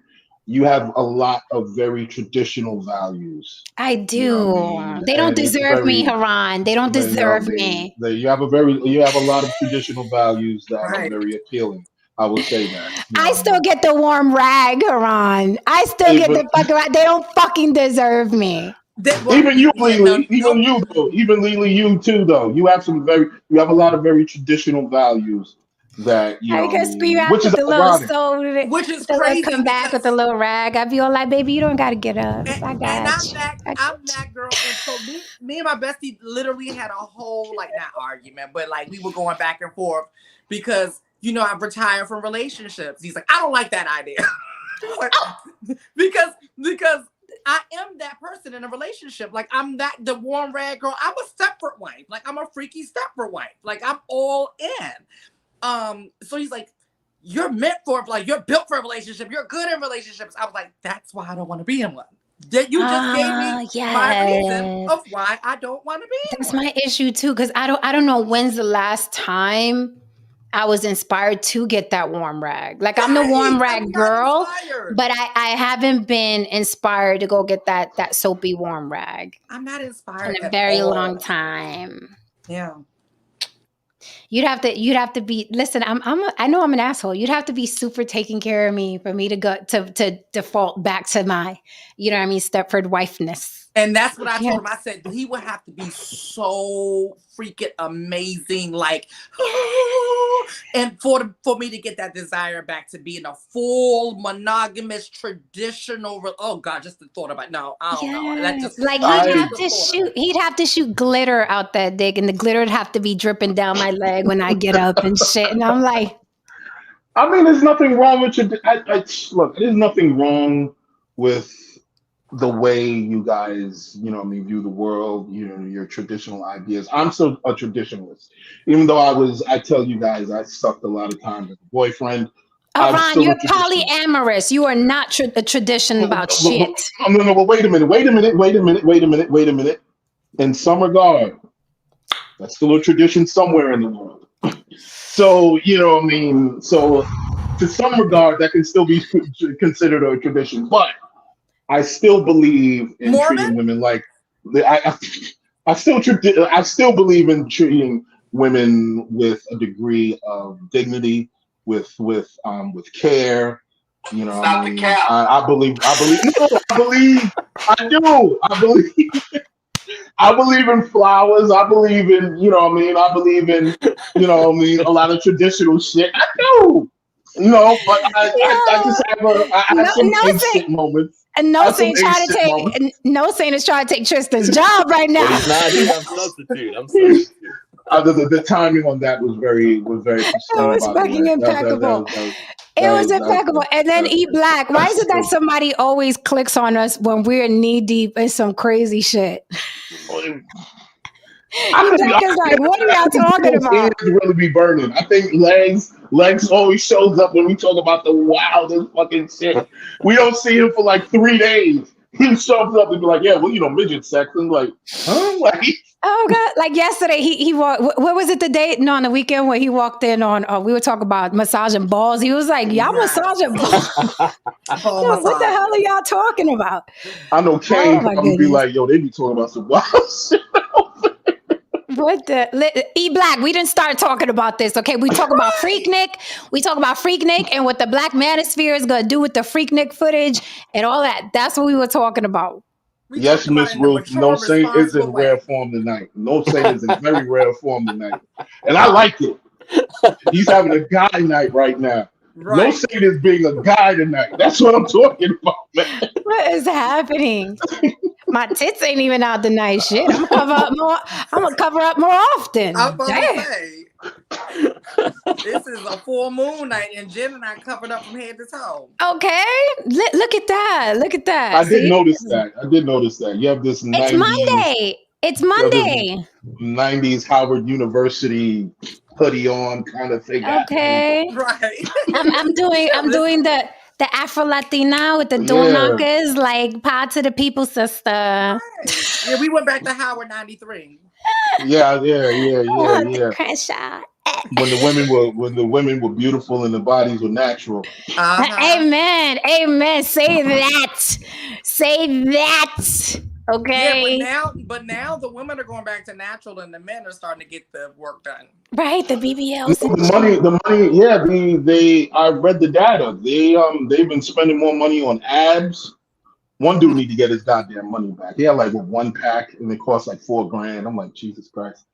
And yeah, you know, I mean, they're getting abs now, they're getting chests. Yep. All right, guys. Are we gonna close? I see Tristan's coming up. Oh yeah, we can close. E Black said, "I'm giving y'all 3 minutes to get back to time." We were on Freaknik. We even talked about God. We talked about God and Freaknik and the Me Too movement and how to check dick size and sex with midgets, little people is politically correct. Sex with little people in their little hands and stuff. Ironically, Race Avenue. ironically, God had a lot of freaks around him. Let's not forget that. God stayed with a couple of freaks. As soon as Tristan comes in, look what he's giving us. Right. I come up and we talking about Jesus and his Freakniks. Y'all is wild. The men are the new modern women. All right, guys. Well, we could close, man. Listen. I don't want it. Oh, Amin said Jen on her crippish tonight. You damn well. We cripping tonight. We cripping. Crenshaw. Long live Nip. Long live Nip. Yeah, so we could close. I mean, it's sad that we're closing because I still got laughter in me, but this was good. This was good. There's a good launch to the week. Yeah, catch the replay, E Black. This was bananas tonight. I thought Monday was gonna be slow, but I'm like, apparently not. Apparently not. It wasn't. All right, guys. So we are out here. Tristan, you want to take us out? Cause no saying he's gunning for your job, Tristan. Just substitute. Your job is going to be colonized, Tristan. I support this gentrification. Okay. All right. Now all right, Jen. Back to multiple choice. You did your BBL video. I did. So now you're down to your OnlyFans and your race and your racism. Big one. You are a good racist, Jen. I am, though. I'll let the panel choose because I don't know what Tristan got up his sleeve. I'll let the panel choose which they want to see. I don't see this OnlyFans shit, man. No, I don't see this OnlyFans shit. What the fuck is that? When did this happen? Like, I never outvoted. It's all the men left, so I think it's gonna be OnlyFans. I don't know. George may pick racist. I like George being racist. Races are only. You guys know I never had an OnlyFans, so yeah, the only. Oh, this one is bad. Okay, I just want to see this OnlyFans thing. Like, what is this? I'm the same way. If there's an OnlyFans, is this a sketch? Yeah, like, what happened? All right, if it's whack, don't blame me. Y'all choosing racist or OnlyFans? You should have chose racist, Jen. You on your own? We can get racist Jen any day of the week. You can literally get that any. It's like black coffee. Like, come on. The chat say Dalai saying racism. Scrapple saying racism. Oh boy. The guys want to see racism. Who else? We need one more vote and we'll decide racism or the OnlyFans Jen. Let's see another one in the chat. We got it, I think. What is it? Yep, Kevin Samuels Ghost. Did it come out? Oh, race! Everybody's. I don't know. You guys are getting outvoted. They're saying racism. Oh well. Well, should be some shit she said already, like last week. Right. we need the bell. No saying. Let's just go with racism. Oh no, Don, you don't get to choose change, Don. See, Don, this is why you stick to your guns immediately, man. We'll be changing that shit, man. All right. Okay. Racism. Top Record said racism. Everybody wants the racism. Let's get the racism. Okay, because the racism one is simple and sweet. Oh. All right, good. Okay. Put me on the big screen. Oh my God, I don't even know what Tristan got. You're not in the photo though, all right? It's okay. All right. We all know the drama that's been happening the last several weeks. What drama? With Pearl, right? Yeah. Okay. Right. So, Jen, remember you gave me your phone and she messaged me, right? And this is what she said. I'm sorry, blacks. I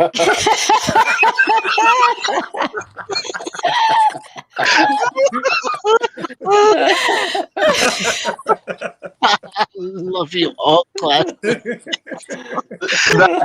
That was funny. That was funny. That was I'm still curious. I'm still curious about this OnlyFans. That's why you understand for racism. Right. Well, come back tomorrow, Haran. Maybe Tristan will have the choices tomorrow. Well, I just want y'all to know, to the blacks, I love y'all. I love you, blacks. You're blacks. You're blacks. My blacks. I remember one time before when No Saint said the rap, I was like, that got to be the whitest shit I've ever heard in my life. Not the rap. He said the rap. I did. Hey, you're gonna have your white moments from time to time. Yeah. We appreciate that. It's inevitable. Oh, I've been waiting to drop that. Oh my god. Okay, so come back tomorrow, guys, and you know we're gonna have to revisit the Freaknik when Hulu drops the documentary. So thank you so much. Thank you so much for holding me down, chat. Love you all. Let's get out of here. Yeah. Woo! If you're still here for any reason, hit that like and subscribe. Don't forget April 15th, Block Talent Battle. Come on up, show us your talent. You will get a cash prize, no catch. As many people vote for you, that is who will determine whether or not you win or lose. We will critique you, okay? The panel will critique you, but we don't choose the winner. The audience will vote for you, and if you get the most votes, you get the cash prize. April 15th, Block Talent Battle. Come on up, wait in the queue. We'll pull you up. You can sing, rap, dance. If you're an actor or actress, you can do a monologue. April 15th, 8 p.m. sharp. On the Block with Jen at Gmail, send me your picture and the talent that you're going to do, okay? On the Block with Jen at Gmail, send me your picture and the talent that you're going to perform. Okay. You guys are emailing me and just saying, I sing, rap, act, and dance, but you're not telling me what you want to do at the Block Talent Battle. Okay. A picture and tell me, Jen, I sing, I'm going to sing. Okay. April 15th, 8 p.m. Thank you so much for holding me down, chat. I love y'all. Thank you so much for the super chats, and thank you for holding me down via Cash App, as some of you did tonight. So come back tomorrow, hit that like and subscribe on your way out, and tell a friend to tell a friend about the show. It's always a good time. See you tomorrow. Good night, guys. Woo, this was a doozy tonight. All right, guys.